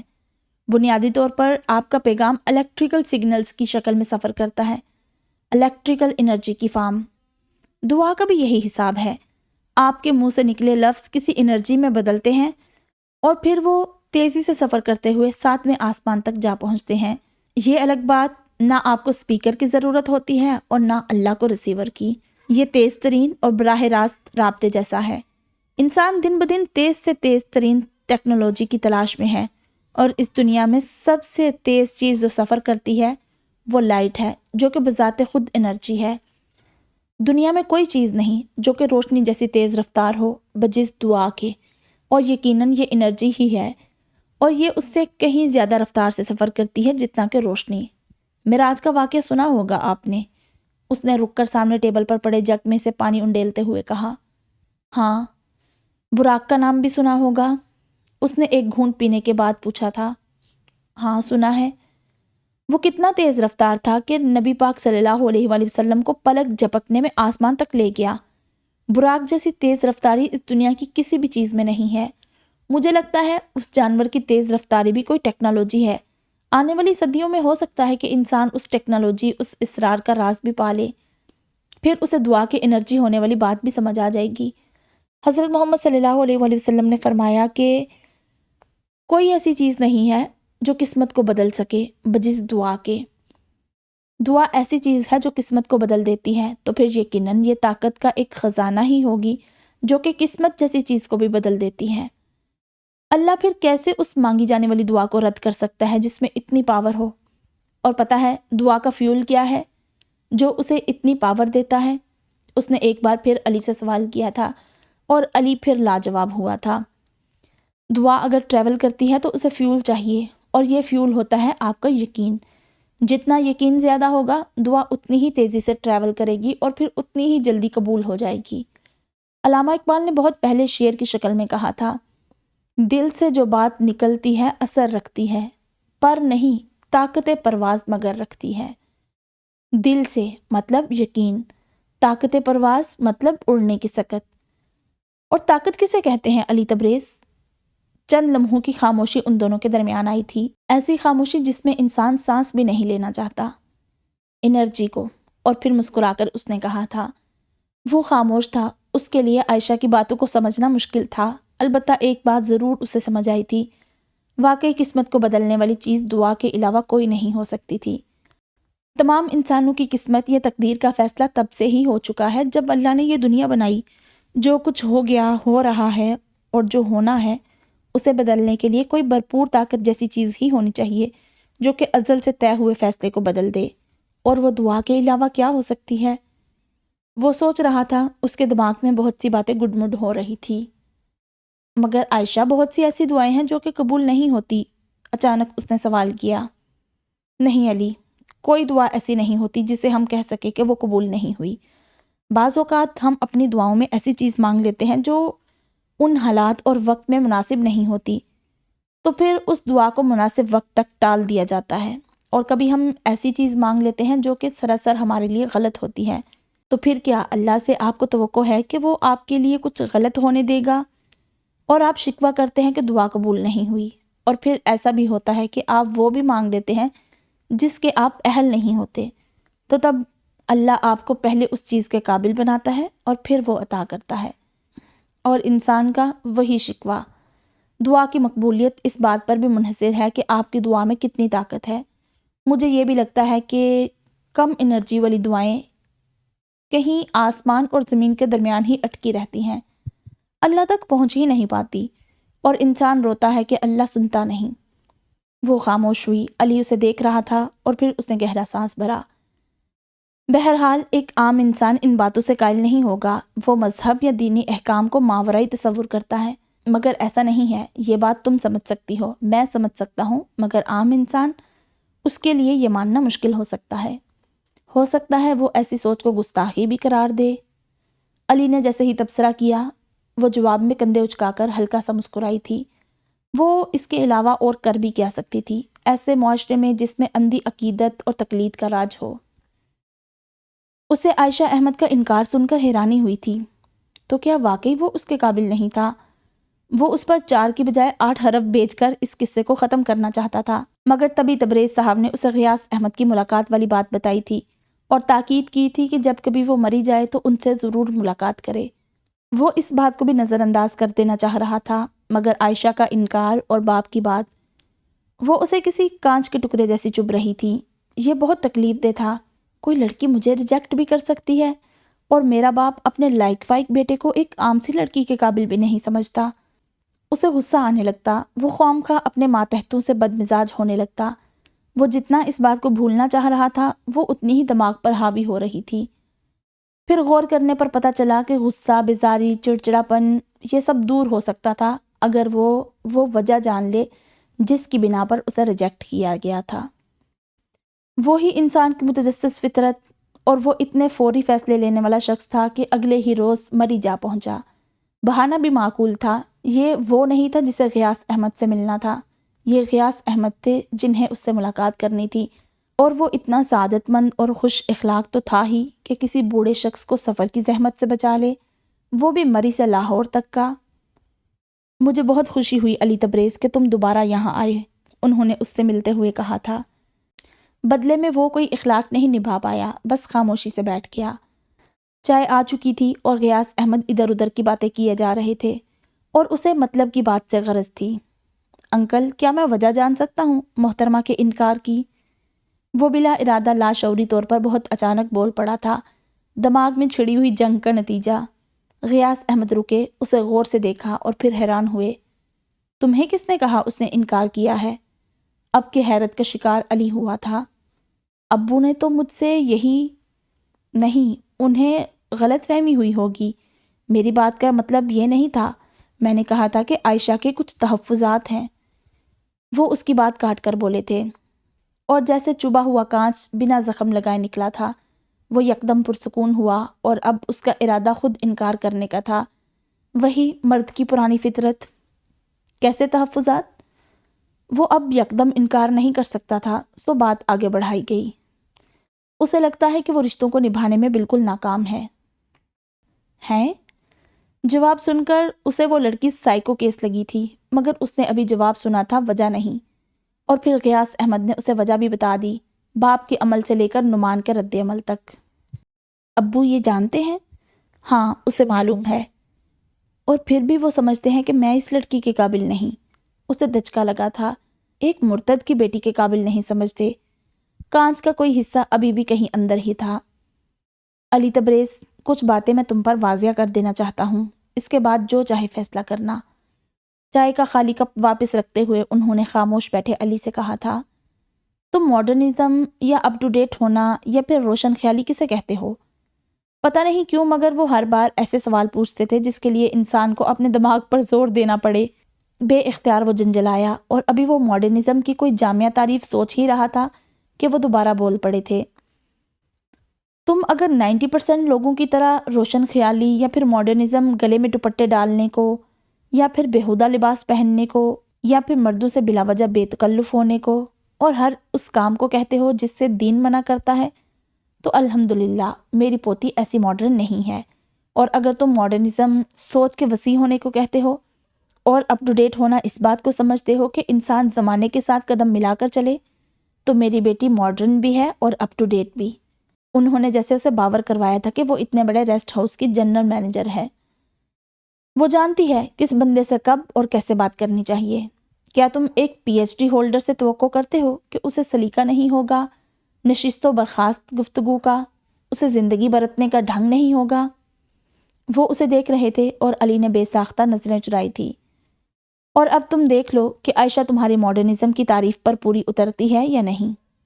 ایک اور بات میں واضح کر دوں، آج اگر تم عائشہ سے شادی کا فیصلہ محض اس مفروضے پر کرتے ہو کہ کل وہ بدل جائے، تو یہ بات اپنے ذہن میں رکھو علی تبریز، وہ ایسا کبھی نہیں کرے گی۔ شوہر کے کہنے پر وہ اللہ اور رسول صلی اللہ علیہ وآلہ وسلم کے احکامات کو پس پشت نہیں ڈال سکتی۔ شوہر بے شک عورت کی زندگی میں سب سے زیادہ مقام رکھتا ہے، مگر پھر بھی وہ خدا نہیں ہوتا۔ عورتوں کو بھی اللہ کو جان دینی ہے، شوہروں کو نہیں۔ ان کی اتنی سخت بات پر وہ محض ان کا منہ دیکھ کر رہ گیا تھا۔ تھوڑی دیر بعد وہ ان سے اجازت لے کر اٹھ چکا تھا اور پھر ڈرائیو کرتے ہوئے وہ سوچ رہا تھا کہ ہمیشہ غیاث احمد کے پاس آ کر اسے ایسا کیوں محسوس ہوتا تھا جیسے کہ وہ کوئی احمق ہو جو کوئی بات جانتا ہی نہیں۔ اس نے یہ بھی محسوس کیا تھا کہ غیاث احمد کی باتیں اس کے دماغ کی کوئی کھڑکی کھول دیا کرتی تھی، ایسی کھڑکی جس سے روشنی اندر آ کر سوئے ہوئے شخص کو بیدار کرنے کی کوشش کرتی ہے۔ بے ساختہ اس نے پیشانی مسلی تھی، وہ الجھ چکا تھا، وہ انہیں انکار بھی نہیں کر سکا۔ وہ نہیں جانتا تھا کہ کس چیز نے اس کی زبان باندھی تھی۔ وہ ہوٹل پہنچ چکا تھا، مگر سوچیں ان کا سفر جاری تھا۔ مری آ کر اسے بہت سی باتیں یاد آئی تھی۔ اس نے لیپ ٹاپ آن کیا اور اسے یاد آیا تھا عورت کی دینداری کو فوقیت دینے والی حدیث۔ اسے یاد آیا تھا کہ بہترین نعمت کیا تھی اس دنیا میں، اور اسے یہ بھی یاد آیا تھا آج جب غیاث احمد عائشہ کے باپ کے بارے میں بات کر رہے تھے تو انہوں نے کہا تھا کہ وہ ارسلان احمد کی اچھی تربیت نہیں کر سکے تھے، مگر عائشہ اس کی تربیت میں انہوں نے کوئی کمی نہیں چھوڑی تھی۔ اور انہوں نے یہ بھی کہا تھا کہ بچوں کی تربیت ماں باپ پر فرض نہیں قرض کی طرح ہوتی ہے جو بہرحال انہیں چکانا ہوتا ہے۔ تربیت، اس نے رک کر اس لفظ پر غور کیا۔ بچوں کو اچھی انگریزی بولنی آ جائے، اچھے سکولز میں تعلیم حاصل کرے، چھری کانٹے سے کھانا کھانا آ جائے، اور اس جیسی دوسری بہت سی اہم چیزیں۔ وہ اسے تربیت سمجھتا تھا کیونکہ اس کی ایسی ہی تربیت ہوئی تھی، اور وہ بھی ایسی ہی کسی لڑکی سے شادی کرے گا جو کہ کل کو اس کے بچوں کی ایسی ہی تربیت کر سکے۔ بس زندگی یہ ہے، اور کیا یہی ہے اس کا مقصد؟ تو پھر مذہب کی جنگ کیوں؟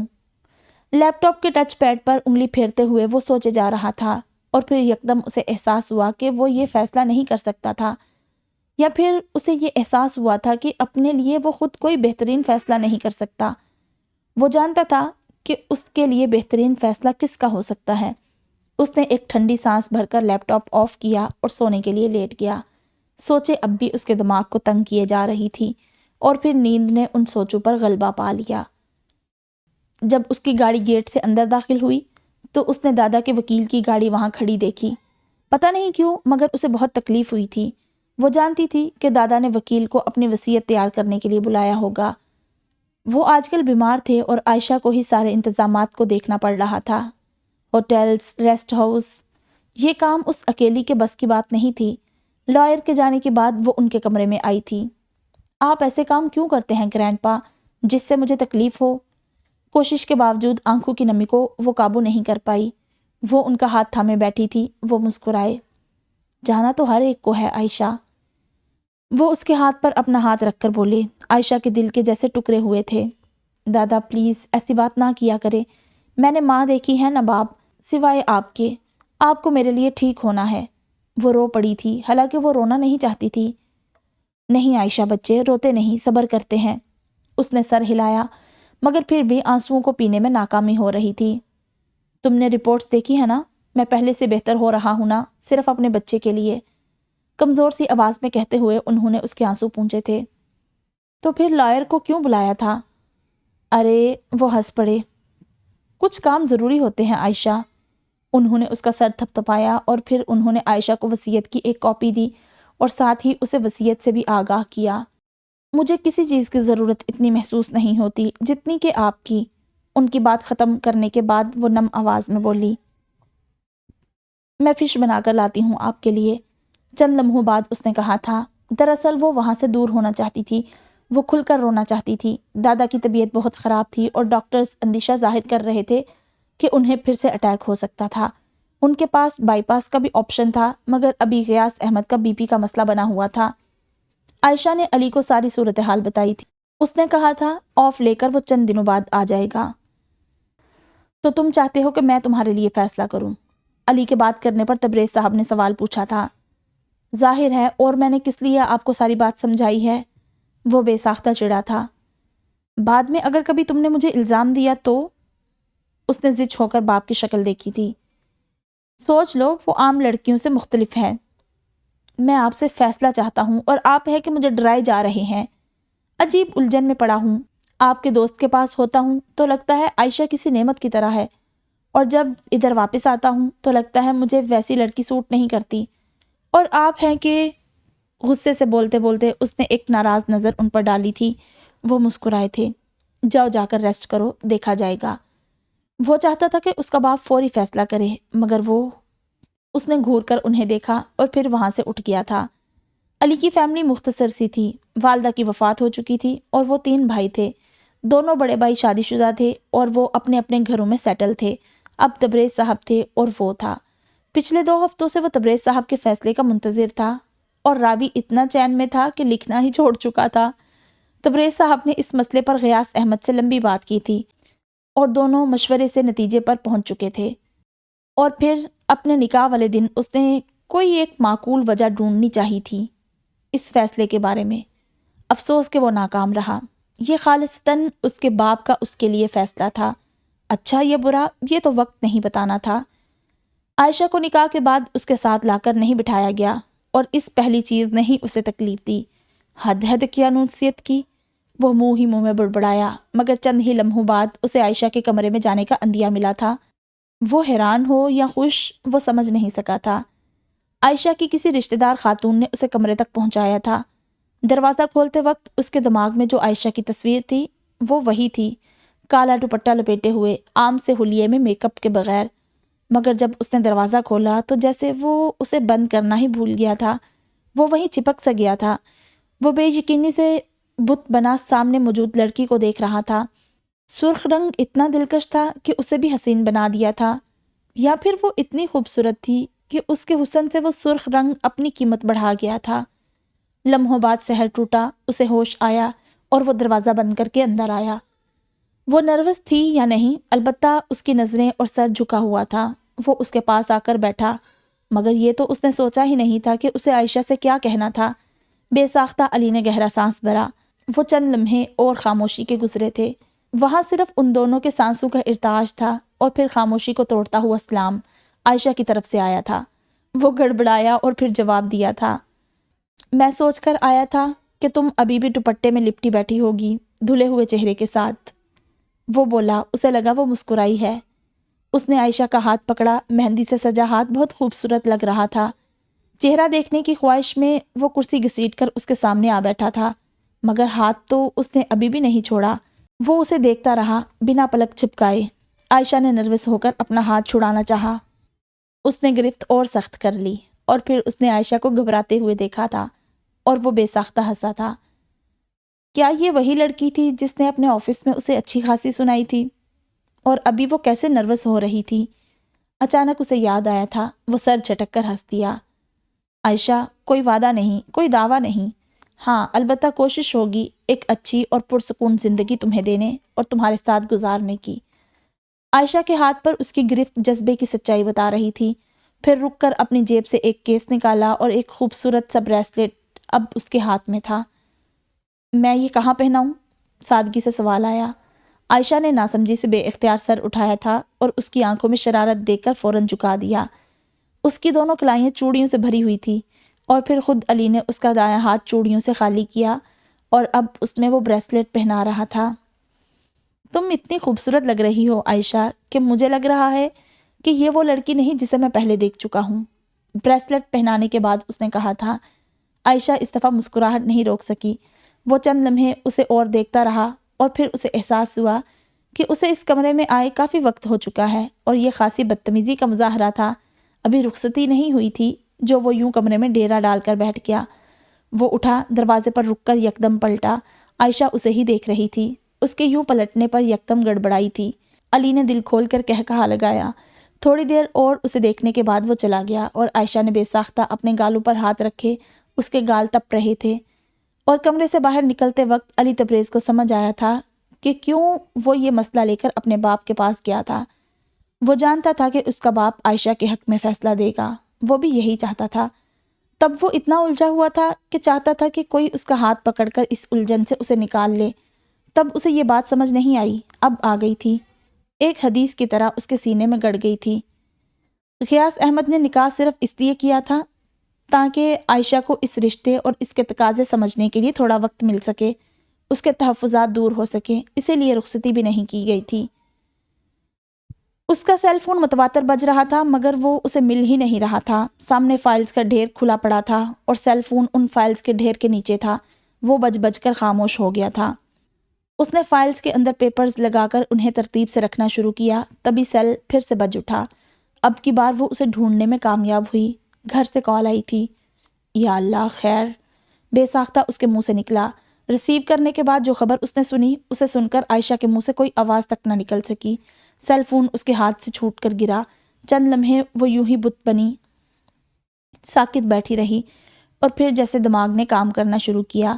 غیاث احمد کی طبیعت خراب ہو گئی تھی اور انہیں ہسپتال پہنچایا گیا تھا۔ اس نے سیل فون اٹھایا۔ بدحواس ہو کر وہ آفس سے باہر نکلی۔ باہر اس کی گاڑی اور ڈرائیور موجود تھا۔ اس نے چیخ کر ڈرائیور سے گاڑی سٹارٹ کرنے کو کہا۔ ہسپتال پہنچنے پر پہلے سے بھی زیادہ بری خبر اس کی منتظر تھی۔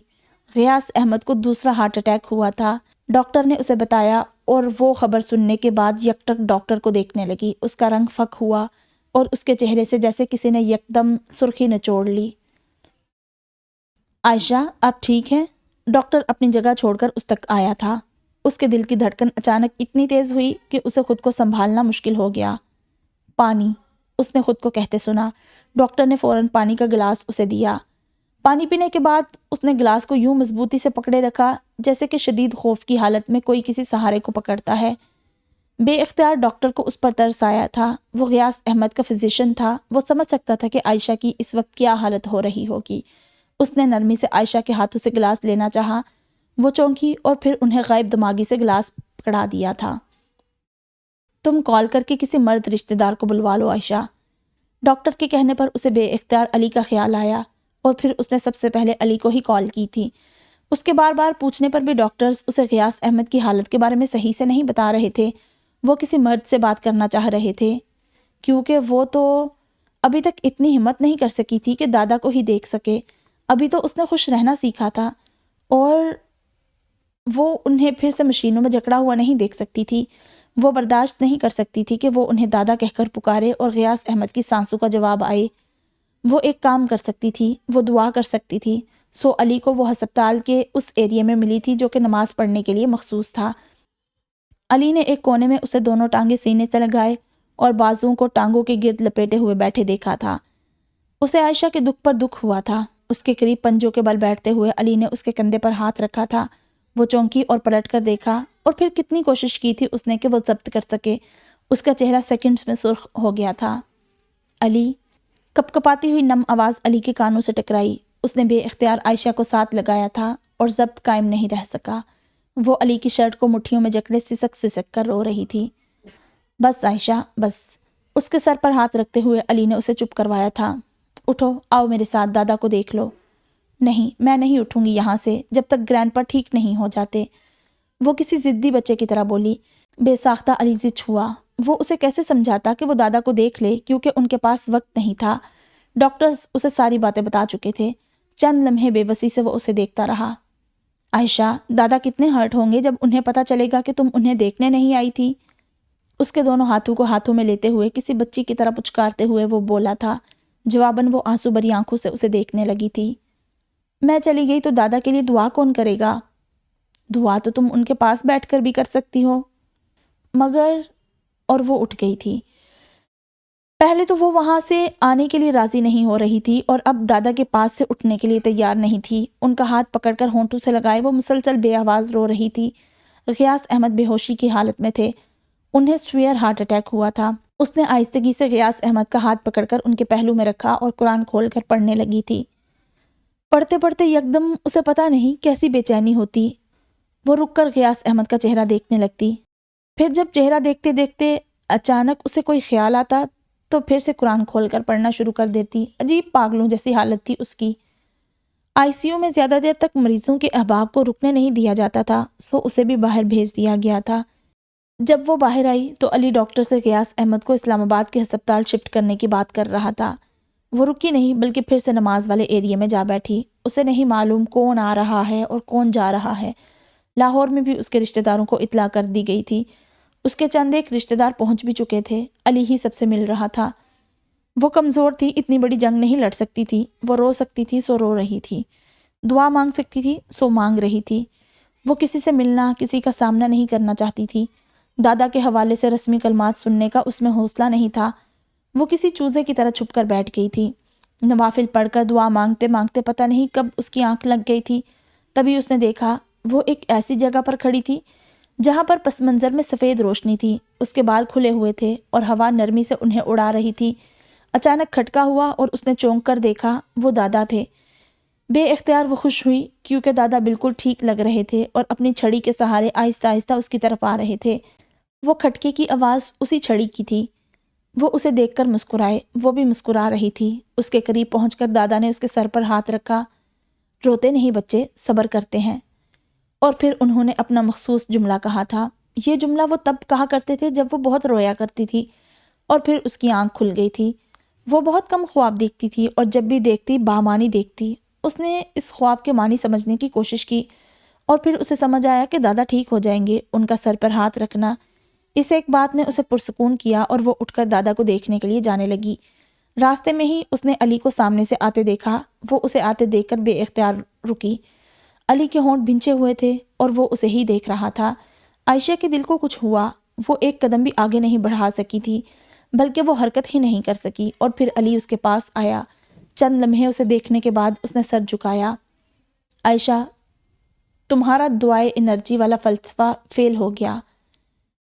اور پھر اس نے علی کو کہتے سنا تھا۔ اسے سمجھنے میں تاخیر نہیں لگی اور اس کے ساتھ ہی اسے یاد آیا وہ خواب، وہ جملہ، روتے نہیں بچے، صبر کرتے ہیں۔ تو اسے اب صبر کرنا تھا۔ اس نے چاہا کہ وہ صبر کرے۔ اچانک دونوں ہاتھ اٹھا کر اس نے اپنے منہ پر پھیرے تھے، یوں جیسے خود پر قابو پانا چاہا ہو۔ اٹک اٹک کر اس نے انا للہ و انا الیہ راجعون پڑھا تھا۔ وہ اپنے پیروں پر کھڑا رہنا چاہتی تھی۔ وہ چاہتی تھی کہ یکدم ہاتھوں اور پیروں میں اترنے والی لرزش سے وہ گرے نہیں، مگر وہ اپنی ہر کوشش میں ناکام ہو رہی تھی۔ صبر کرنے کی، ضبط کرنے کی اور سیدھا کھڑا رہنے کی، سو اس کا توازن بگڑا تھا۔ بے اختیار اس نے دیوار کا سہارا لیا۔ تو کیا آج کے بعد اسے گرینڈ پا دیکھنے کو بھی نہیں ملیں گے؟ سینے میں سانس پھنسنے جیسی تکلیف ہوئی تھی۔ 28 سال جس کی شفقت اور محبت کے سائے میں گزارے، ابا کی زندگی اس کے بغیر کیسے گزرے گی؟ اس نے خود کو ٹھنڈا پڑتے محسوس کیا۔ وہ وہیں دیوار کے ساتھ نیچے بیٹھتی چلی گئی تھی۔ حیرت کی بات تھی مگر اب وہ رو نہیں رہی تھی۔ علی کو اس کے رد عمل پر حیرانی ہوئی۔ اس کے خیال میں تو اس خبر کو سننے کے بعد عائشہ کو سنبھالنا مشکل ہو جانا تھا، مگر وہ صدمے نے اسے اتنا تھکا دیا تھا کہ آنسو بہانے کی سکت بھی نہیں رہی تھی۔ علی نے اسے اٹھایا اور اپنے ساتھ لگاتے ہوئے اس ہجوم کی طرف آیا تھا جو کہ اس کے رشتہ داروں نے آئی سی یو کے باہر لگا رکھا تھا۔ اس کی پھپھیاں رو رہی تھی، بین کر رہی تھی۔ عائشہ کو وہ آوازیں سخت کریہا لگی۔ وہ ایسی آوازیں نہیں سننا چاہتی تھی۔ اس نے اتنی بے بسی سے علی کو دیکھا تھا کہ علی سے ضبط کرنا مشکل ہو گیا تھا۔ اور پھر آئی سی یو سے باہر آتا اسٹریچر، سفید چادر سے ڈھکا وہ مشفق وجود جو اس کی کل کائنات تھا، عائشہ نے دیکھا اور وہ علی تبریز کے بازوؤں سے پھسلنے لگی۔ اس کی کمر پر وہ چوٹ پڑی تھی جس نے اسے سیدھا کھڑا رہنے کے قابل نہیں چھوڑا تھا۔ 28 سالوں سے وہ اس شخص کا چہرہ دیکھتی آئی تھی اور اب اگلے کئی سال اس شخص کے بغیر گزارنے تھے۔ وہ چہرہ اب کبھی نہیں دیکھ پائے گی۔ یہ غم وہ ساری زندگی نہیں بھول سکتی تھی۔ اس دکھ نے جیسے اسے اپاہج کر دیا تھا۔ غیاث احمد کی وفات کے 3 دن بعد اس نے سب پھپھیوں کو جمع کیا اور وکیل کو بلوایا تھا۔ اس کے عزیز و اقارب کے خیال میں وہ اس تمام پراپرٹی کی اکلوتی وارث تھی، مگر ان کا خیال غلط ثابت ہوا تھا۔ غیاث احمد جیسا آدمی کسی کی حق تلفی نہیں کر سکتا تھا۔ ساری جائیداد کی تقسیم شریعت کے مطابق ہوئی تھی، ماں سوائے اس ریسٹ ہاؤس کے۔ وہ ریسٹ ہاؤس غیاث احمد کی طرف سے عائشہ کے لیے شادی کا تحفہ تھا۔ وہ گھر جہاں پر اس نے بچپن سے لے کر جوانی تک کا عرصہ گزارا تھا، مادی چیزوں میں وہ اسے سب سے زیادہ قیمتی تھا، مگر وصیت کے مطابق اس گھر کو بیچنے کے بعد برابر کا تقسیم کرنے کو کہا گیا تھا۔ باقی سب افراد کے لیے تو غیاث احمد مرے ہوئے ہاتھی جیسے ثابت ہوئے تھے۔ ان کی خوشی چھپائے نہیں چھپ رہی تھی، اور عائشہ، علی نے اسے گھر کے لان میں اندھیرے میں بیٹھے دیکھا تھا۔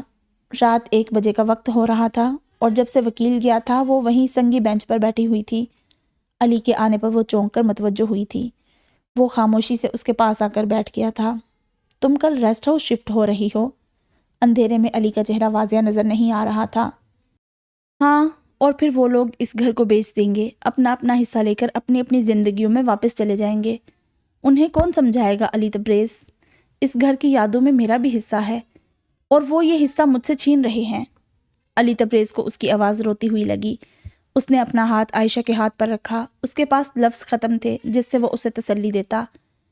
میں صبر کرنا چاہتی ہوں، اسی طرح جس طرح حضرت محمد صلی اللہ علیہ وآلہ وسلم نے کیا جب آپ صلی اللہ علیہ وآلہ وسلم کے بیٹے فوت ہوئے۔ مگر مجھ سے نہیں ہوتا۔ میرا دل چاہتا ہے کہ میں اتنا چیخ چیخ کر روؤں کہ آسمان پھٹ جائے، اللہ سے شکوہ کروں کہ کیوں اس نے میرے دادا کو مجھ سے چھین لیا۔ مگر کیا عذاب ہے علی تبریز، میں ایسا نہیں کر سکتی، مجھے ایسا کرنے سے منع کیا گیا ہے۔ وہ کبھی اتنا نہیں بولتی تھی، اور کبھی اس طرح سے اظہار نہیں کیا تھا جس طرح آج کر رہی تھی۔ آواز مدھم مگر دکھ سے بھرائی ہوئی تھی۔ صبر کیسے کرتے ہیں علی؟ پھر سوال آیا۔ علی کے لیے ہمیشہ اس کے سوالوں کا جواب دینا مشکل ہوتا تھا، اب بھی وہ لاجواب ہوا تھا۔ پھر اس نے اپنا بازو اس کے کندھے کے گرد پھیلایا تھا، اور عائشہ نے چند لمحوں بعد اپنا سر اس کے کندھے سے ٹکایا، اور رات عائشہ احمد کی آنکھوں سے قطرہ قطرہ کر کے پگھلتی رہی اور کسی کی ہتھیلیوں کو جلاتی رہی۔ غیاث احمد کی وفات کے چوتھے دن وہ ریسٹ ہاؤس شفٹ ہوئی، اور 5ویں دن وہ اپنے آفس میں موجود تھی۔ علی تبریز اور اس کے والد بھی واپس جا چکے تھے۔ علی کی اب پہلی کوشش یہ تھی کہ وہ اپنا ٹرانسفر مری کروا سکے۔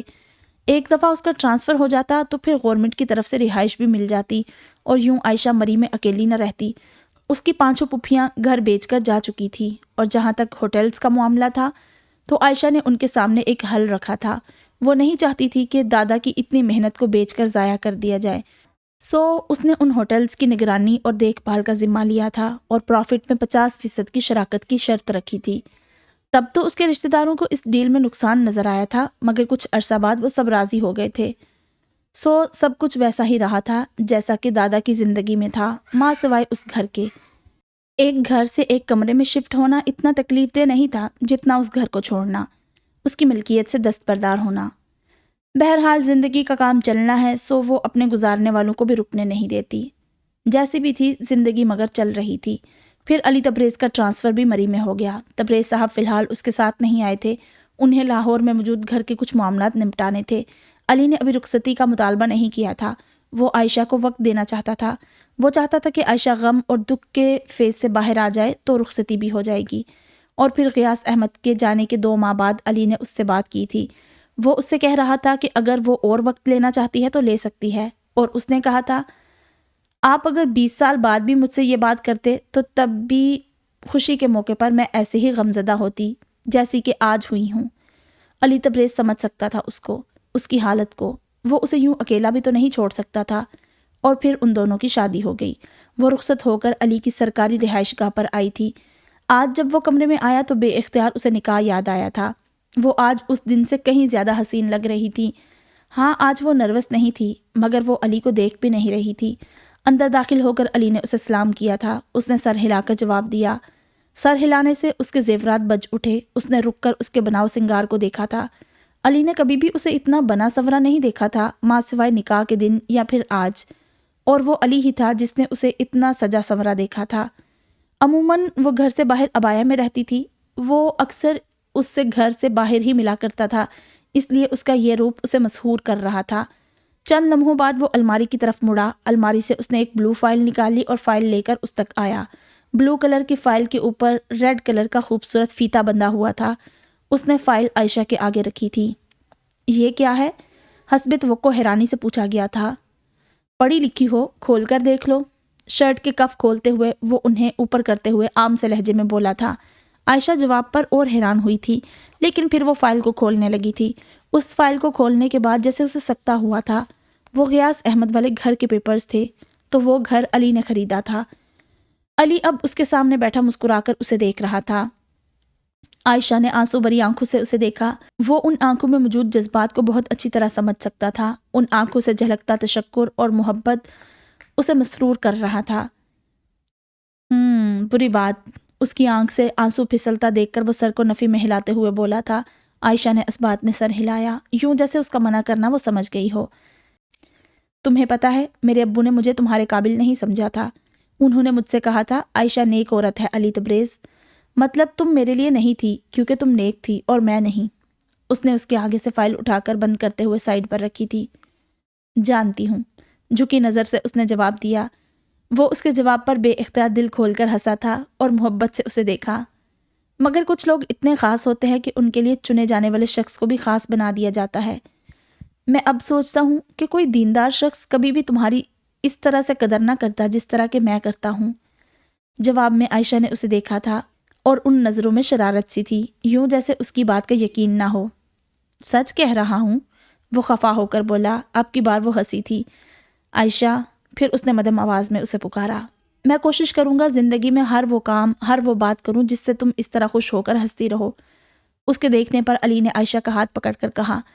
عائشہ کچھ کہہ نہیں سکی تھی۔ اس نے اسی ہاتھ سے جو علی نے تھام رکھا تھا علی کا دوسرا ہاتھ پکڑا اور آنکھوں سے لگایا۔ یہ محبت کا اظہار نہیں تھا، یہ اس سے بڑھ کر کچھ اور تھا۔ اور پھر زندگی کے ایک نئے دور، ایک خوشگوار فیز کا آغاز ہوا تھا۔ علی نے خود کو بہت زیادہ تو نہیں مگر تھوڑا بہت بدل ہی لیا تھا۔ وہ، عائشہ اور تبریز صاحب احمد ہاؤس میں شفٹ ہو گئے تھے۔ علی نے صحیح کہا تھا، وہ عائشہ کی بہت قدر کرتا تھا، اس کی عزت کرتا تھا، اسے فخر تھا عائشہ احمد اس کی بیوی ہے۔ کبھی اسے اس بات پر رشک محسوس ہوتا کہ اس کی بیوی عام عورتوں کی طرح سر ننگا نہیں کرتی، اور بات صرف سر کو ڈھانپنے تک محدود نہیں تھی، وہ ہر لحاظ سے مختلف تھی، اور کبھی کبھار یہ انفرادیت علی کے لیے تکلیف کا باعث بھی بنتی تھی۔ وہ اس کے ساتھ تقریبات میں بھی عبایا پہن کر ہی جاتی تھی، میک اپ سے عاری چہرے کے ساتھ۔ زندگی میں لوگوں کے بنائے ہوئے اصولوں کی ہی کیوں تقلید کی جائے؟ ان اصولوں پر کیوں نہ چلا جائے جو کہ اللہ تبارک و تعالیٰ نے واضح کر رکھے ہیں؟ کیا لوگ توقع کرتے ہیں کہ ان کے اصول اللہ کے اصولوں سے بڑھ کر ہیں؟ دین پر عمل کرنا مشکل نہیں، یہ دراصل آپ اور ہم ہوتے ہیں جو اسے مشکل بنا دیتے ہیں۔ اور کون ہے جو اس مشکل کو آسان کرے؟ اگر جانا ضروری نہ ہوتا تو میں کبھی تم کو اس طرح چھوڑ کر نہ جاتا، وہ بھی ایسے میں جب بابا بھی عمرہ کرنے گئے ہوئے ہیں۔ بریف کیس میں پیپرز اور فائلز رکھتے ہوئے وہ کوفت سے بول رہا تھا۔ پریشان ہونے کی کیا ضرورت ہے، رخسانہ ہے نا میرے پاس، اور پھر گیٹ پر گارڈ بھی موجود ہے۔ اس نے جیسے علی کو تسلی دی تھی۔ آپ کا ڈرائیور چھٹی پر ہے کیا؟ ہاں، وہ اب مڑ کر ڈریسنگ کے سامنے کھڑا بال بنا رہا تھا۔ اور آپ اچھے ڈرائیور نہیں ہیں، سو بی کیئرفل۔ علی نے شیشے میں سے اپنے پیچھے کھڑی لڑکی کو دیکھا اور مسکرایا۔ اوکے، اور کچھ؟ اس نے مسکراتے ہوئے اپنی کلائی عائشہ کے آگے کی تھی۔ اور یہ کہ وہاں لڑکیوں کو تاڑنا نہیں ہے، صرف اپنا کام کرنا ہے۔ اس کی کلائی پر گھڑی باندھتے ہوئے وہ شرارت سے مسکرا رہی تھی۔ واٹ؟ اسے کرنٹ لگا تھا۔ محترمہ، اچھا خاصا شریف مشہور ہوں میں ڈپارٹمنٹ میں، اس نے سخت احتجاج کیا۔ مشہور ہونے میں اور اصل میں ہونے میں بڑا فرق ہے۔ وہ اب علی کو کوٹ پہنا رہی تھی۔ کمال ہے، اتنی نیک نامی بھی کسی کام نہیں آئی، وہ ناراضی سے بولا، اور اب کی بار عائشہ ہنس پڑی تھی۔ اچھا، اپنا خیال رکھنا، اور وہ کچھ کہتے کہتے رکا تھا۔ اور؟ عائشہ نے دہرا کر پوچھا۔ اور کچھ بھی نہیں، وہ کھسیانہ ہوا۔ اور یہ کہ میں جلدی آنے کی کوشش کروں گا، یہی کہنا تھا نا آپ کو؟ عائشہ نے اس کا جملہ پکڑنے اور مکمل کرنے کے بعد خفگی سے پوچھا تھا۔ کوئی ضرورت نہیں جلدی آنے کی، آپ عام حالات میں اتنی ریش ڈرائیونگ کرتے ہیں، جلدی میں پتہ نہیں کیا طوفان آئے گا۔ آرام سے آنا، بے شک کل صبح آ جانا، مگر اللہ کے واسطے جلدی نہ کرنا۔ اس نے باقاعدہ ہاتھ جوڑے تھے اور علی تبریز نے خالصتاً اس بیویوں والی نصیحت کو ایک کان سے سن کر دوسرے سے اڑایا تھا۔ جب طوفان کا آنا طے ہو تو وہ کسی چیز سے نہیں ٹلتا، اور طوفان تو آیا تھا تب جب تبریز علی نے جلدی واپس آنے کی کوشش کی تھی اور گاڑی کھائی میں تو گرنے سے بچ گئی تھی، مگر تیز رفتاری کے باعث وہ مری میں سائڈ پر بنے پہاڑوں سے جا ٹکرائی تھی۔ وہ ایک شدید اور زبردست ایکسیڈنٹ تھا اور علی تبریز وہ بری طرح زخمی ہوا تھا۔ پتہ نہیں اس کی زندگی میں خوشیوں کے لمحات اتنے مختصر کیوں ہوا کرتے تھے۔ ابھی تو محض 1 سال ہوا تھا اس کی شادی کو، اور اسے بتائے بغیر چارہ نہیں تھا، حالانکہ وہ اس خبر کے سننے کی متحمل نہیں تھی۔ ہسپتال مختلف تھا، مگر وہی ICU، وہی عائشہ، وہی اندر مشینوں میں جکڑا اس کا کوئی بہت پیارا، وہی ہسپتال کا نماز والا مخصوص حصہ، اور پھر وہی اس کی حالات سے فرار حاصل کرنے کی کوشش، یوں جیسے آنکھیں بند کر لینے سے وہ سب حقیقت خواب میں بدل جائے گی۔ خبر سننے کے بعد اس کا دل چاہا وہ بال نوچے، چیخے چلائے، مگر پھر وہی نصیحت، وہ ایسا نہیں کر سکتی تھی، اور مدد مانگو ساتھ صبر کے اور نماز کے۔ اسے یہی سکھایا گیا تھا، سو وہ اسی طریقے سے مدد مانگ رہی تھی۔ دادا کے لیے دعا مانگتے وقت اس کا یقین اس کے ساتھ تھا، اور بنا پروں والی چیز نے آسمان تک کا سفر بھی کیا تھا، مگر مہلت ختم ہو چکی تھی، لکھا ہوا وقت آ چکا تھا، اور اس دعا کو سنبھال کر رکھ دیا گیا تھا، اور اب الفاظ اس کے منہ سے نہیں دل سے نکل رہے تھے۔ یقین کا فیول بھی تھا، اور وہ آسمان تک روشنی کی رفتار سے بھی زیادہ تیزی کے ساتھ سفر کر رہے تھے۔ وہ بول رہی تھی، پکار رہی تھی، اور اللہ سن رہا تھا۔ وہ ایک دفعہ پھر اللہ سے کہہ رہی تھی کہ علی تبریز کی اسے ضرورت ہے۔ ایک دفعہ پھر وہ اللہ کو بتا رہی تھی کہ وہ اس غم کو سہ نہیں پائے گی۔ تو کیا اب اس کا دعا کا فلسفہ کامیاب ہونا تھا یا فیل؟ اور اب تو علی تبریز بھی نہیں تھا جو اسے سہارا دیتا۔ پھر رخسانہ اسے زبردستی وہاں سے اٹھا کر لے گئی تھی۔ اس نے کل رات سے ایک گھونٹ پانی بھی نہیں پیا تھا۔ علی تبریز کی حالت بہت نازک تھی، اس کے بچنے کے چانسز محض 30% تھے۔ ICU کے باہر رکھی چیئر پر وہ بیٹھی تھی، اور رخسانہ نے زبردستی اسے پانی پلایا تھا۔ تبھی اس نے ایک نرس کو ICU سے گھبراتے ہوئے دوڑ کر باہر نکلتے دیکھا۔ بیڈ نمبر 12 کا پیشنٹ، نرس کہہ رہی تھی۔ پتہ نہیں کیوں مگر پانی کا گلاس اس کے ہاتھ سے چھوٹ کر گرا تھا، اور پھر اس نے ڈاکٹر کو دوڑ کر ICU کے اندر جاتے دیکھا۔ بے اختیار وہ کھڑی ہوئی تھی۔ رخسانہ بھی بدحواس ہوئی۔ بیڈ نمبر 12 کا مریض علی تبریز ہی تھا۔ یہ بات رخسانہ جانتی تھی، وہ نہیں۔ اس نے ICU کے اندر جانے کی کوشش کی۔ بی بی تم اندر نہیں جا سکتا، ICU کے باہر موجود شخص نے اسے روکا تھا۔ مجھے جانے دو، بس ایک نظر دیکھنے دو، اللہ کا واسطہ ہے۔ عائشہ نے اس کے آگے ہاتھ جوڑے تھے۔ ایسی صورتحال سے ان لوگوں کا واسطہ پڑتا رہتا تھا، سو اس نے عائشہ کو جانے نہیں دیا، مگر پھر بھی وہ زبردستی اندر چلی گئی اور تیزی سے بیڈ نمبر 12 کے پاس جا پہنچی۔ گل خان، کرٹن ہٹانے پر اسے دیکھتے ہی ڈاکٹر پوری قوت سے چلایا تھا۔ اس عورت کو کس نے اندر گھسنے دیا؟ نکالو اسے باہر، ڈاکٹر نے سخت غصے سے کہا، اور پھر 2 نرسوں نے اسے گھسیٹ کر باہر نکالا تھا، کیونکہ وہ تو بے جان ہو چکی تھی۔ اس نے بیڈ نمبر 12 کے مریض کے جسم کو جھٹکے لگاتے دیکھا۔ اس نے اس شخص کو تڑپتے دیکھا۔ ڈاکٹر کے کرنٹ پاس کرنے پر اس کا جسم بیڈ سے کچھ فٹ اوپر اچھلا تھا، اور پھر اس نے ایک ڈاکٹر کو عین علی تبریز کے سینے میں ایک انجیکشن لگاتے ہوئے دیکھا۔ جان بچانے کی آخری کوشش، اور وہ بے جان ہوئی تھی۔ نرسز رخسانہ کو جھڑک کر اسے سنبھالنے کا کہہ کر دوبارہ اندر چلی گئی، اور وہ سکتے کسی کیفیت میں اپنے دونوں زانوں پر گری تھی۔ چند لمحے وہ اسی حالت میں رہی تھی، جامد، بے حس و حرکت۔ رخسانہ اسے اٹھانے کی کوشش کر رہی تھی، اور پھر یا اللہ، پورا ہسپتال اس کی دل کو پھاڑ دینے والی چیخ نما پکار پر دہل کر رہ گیا تھا۔ وہ ایک چمکیلی دھوپ والی صبح تھی، ایسی دھوپ جس میں بیٹھنا انسان کے لیے راحت کا باعث ہو، جو جسم کو سکون نما حرارت پہنچاتی ہو۔ سیب کی کاش کاٹ کر اس نے سامنے بیٹھے شخص کے منہ میں ڈالی تھی۔ وہ شخص ویل چیئر پر تھا، اس کی دائیں ٹانگ پلسٹر میں جکڑی ہوئی تھی، اور اس کی سہولت کے لیے ویل چیئر کے سامنے کرسی رکھ کر ٹانگ کو اس کے اوپر رکھا گیا تھا۔ اس کی ٹانگ کے نیچے ایک کشن بھی رکھ دیا گیا تھا۔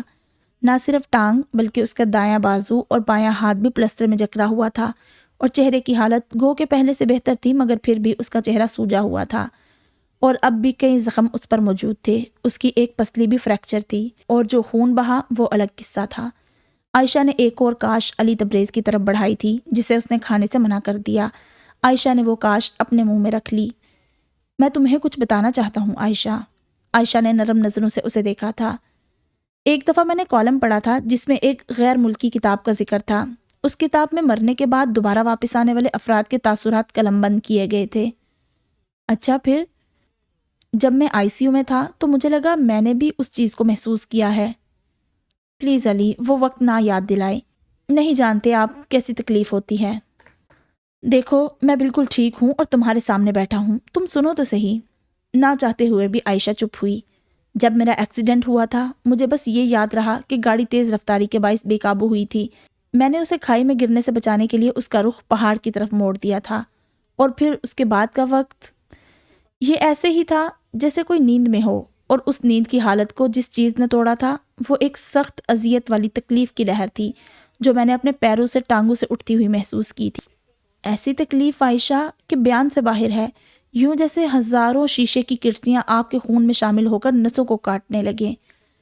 عائشہ کی آنکھیں اتنی بھر آئی کہ اب وہ بہنے لگی تھی، مگر علی تبریز اس کی طرف متوجہ نہیں تھا۔ اور پھر اس تکلیف سے میں تڑپنے لگا۔ تکلیف کی لہر پیروں سے شروع ہو کر آہستہ آہستہ اوپر کی طرف آ رہی تھی، اور جہاں جہاں وہ اذیت نما تکلیف ختم ہو رہی تھی میں نے جسم کے ان حصوں کو کسی ٹھوس چیز کی طرح بھاری اور سرد پڑتے محسوس کیا۔ تکلیف تھی کہ پھیلتی ہی جا رہی تھی، پیروں سے ٹانگوں میں اور ٹانگوں سے سینے تک، اور میں تھا کہ تڑپتا ہی جا رہا تھا۔ عائشہ کے آنسو اب تھوڑی سے نیچے قطروں کی صورت میں گر رہے تھے، وقفے وقفے سے مگر مسلسل۔ اور پھر مجھے یوں لگا جیسے سانس آنا بند ہو رہا ہو، ایسے جیسے کوئی منہ پر تکیہ رکھ کر سانس کو دبانے کی کوشش کرتا ہے۔ اور یہ تکلیف پچھلی تکلیف سے بڑھ کر تھی۔ میں اپنی پوری قوت لگا کر زور سے سانس لینے کی کوشش کرتا، مگر میرا سانس گردش ہی نہیں کر رہا تھا، وہ سینے میں ہی پھنس گیا تھا۔ اف عائشہ میں بتا نہیں سکتا میرے ساتھ کیا ہوا تھا۔ تب مجھے احساس ہوا کہ میں مر رہا تھا۔ میرا سانس صرف سینے تک تھا اور اس سے نچلا حصہ کسی گلیشیئر کی طرح سرد اور بھاری ہو چکا تھا۔ پھر اچانک میرے جسم کو ایک زوردار انتہائی تکلیف دہ جھٹکا لگا، اور اس کے بعد میں نے خود کو اتنا ہلکا محسوس کیا تھا جتنا کہ ہوا میں اڑنے والا کوئی تنکا ہوتا ہے۔ اس کے ساتھ ہی بہت ٹھنڈک کا سا احساس ہوا تھا، جیسے میں نے برف کے تالاب میں چھلانگ لگا دی ہو۔ اور پھر وہ کیا تھا؟ شاید روشنی، بہت زیادہ سفید دھندلی سی روشنی۔ تبھی میں نے یہ محسوس کیا کہ میں ہوا میں چت لیٹا تیر رہا ہوں، اور وہ روشنی میرے اوپر تھی، اور میں آہستہ آہستہ اوپر کی طرف اس روشنی کی طرف بڑھ رہا تھا۔ پھر اچانک یوں محسوس ہوا تھا کہ کوئی طاقت مجھے اس روشنی تک بڑھنے نہیں دے رہی۔ میں اوپر جانا چاہ رہا تھا مگر وہ طاقت مجھے نیچے کھینچ رہی تھی۔ اتنی زیادہ تھی عائشہ، یوں جیسے میرے ساتھ ہزاروں رسیاں باندھ کر کوئی مجھے نیچے کی طرف کھینچ رہا ہو۔ میں جو کہ آہستہ آہستہ اوپر کو اٹھ رہا تھا اب نیچے کی طرف کھینچتا جا رہا تھا، اور وہ روشنی مجھ سے دور ہوتی چلی گئی، اتنی دور کہ مجھے اب اس کا دھندلا سا عکس نظر آ رہا تھا۔ تبھی میرے زور سے سانس لینے کی کوشش پوری ہو گئی تھی، اور کوئی چیز کرنٹ کی طرح میرے پورے جسم میں دوڑی تھی۔ اسی وقت میں نے کسی نکیلی چیز کو اپنے سینے میں پھنستے ہوئے بھی محسوس کیا، اور پھر اندھیرا چھاتا چلا گیا تھا۔ وہ دور خلا میں موجود کسی نقطے کو دیکھ کر بول رہا تھا۔ بات ختم کر کے اس نے عائشہ کو دیکھا تھا، اس کا چہرہ تر تھا۔ جب میں نے وہ کالم پڑھا تھا تو اس کا مذاق اڑایا تھا، لیکن آج میں سمجھ سکتا ہوں کہ ہر چیز مذاق میں نہیں اڑائی جا سکتی۔ علی اب اس کی آنکھوں میں نرمی سے دیکھ کر کہہ رہا تھا۔ عائشہ ہلکا سا مسکرائی تھی۔ وہ اسے بتانا چاہتی تھی کہ وہ فورس، وہ طاقت، وہ انرجی، وہ اس کی دعا تھی۔ آخری وقت میں اس کا چیخ کر اللہ کو پکارنا دعا ہی تو تھا۔ مگر علی تبریز نے شاید غیاث احمد کے ساتھ عائشہ کے دعا کے فلسفے کو بھی دفنا دیا تھا۔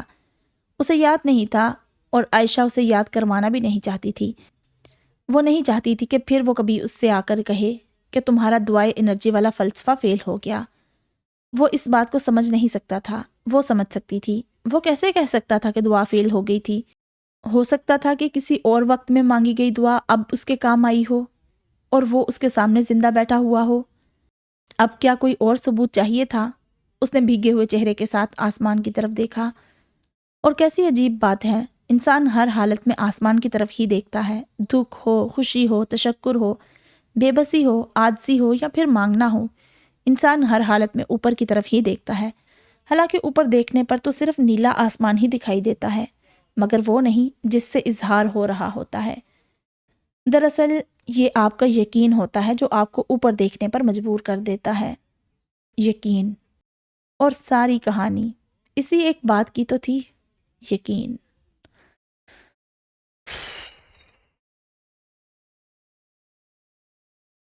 کمال. پڑھتے ہوئے کتنی دفعہ تو میں ایموشنل ہوگی درمیان میں. آپ کو کیسی لگی یہ سٹوری مجھے لازمی بتائیے گا. تو پھر جلد ہی ملتے ہیں ایک نئی ویڈیو میں ایک نئے ناول کے ساتھ. تب تک آپ اپنا بہت سارا خیال رکھیں. اللہ حافظ.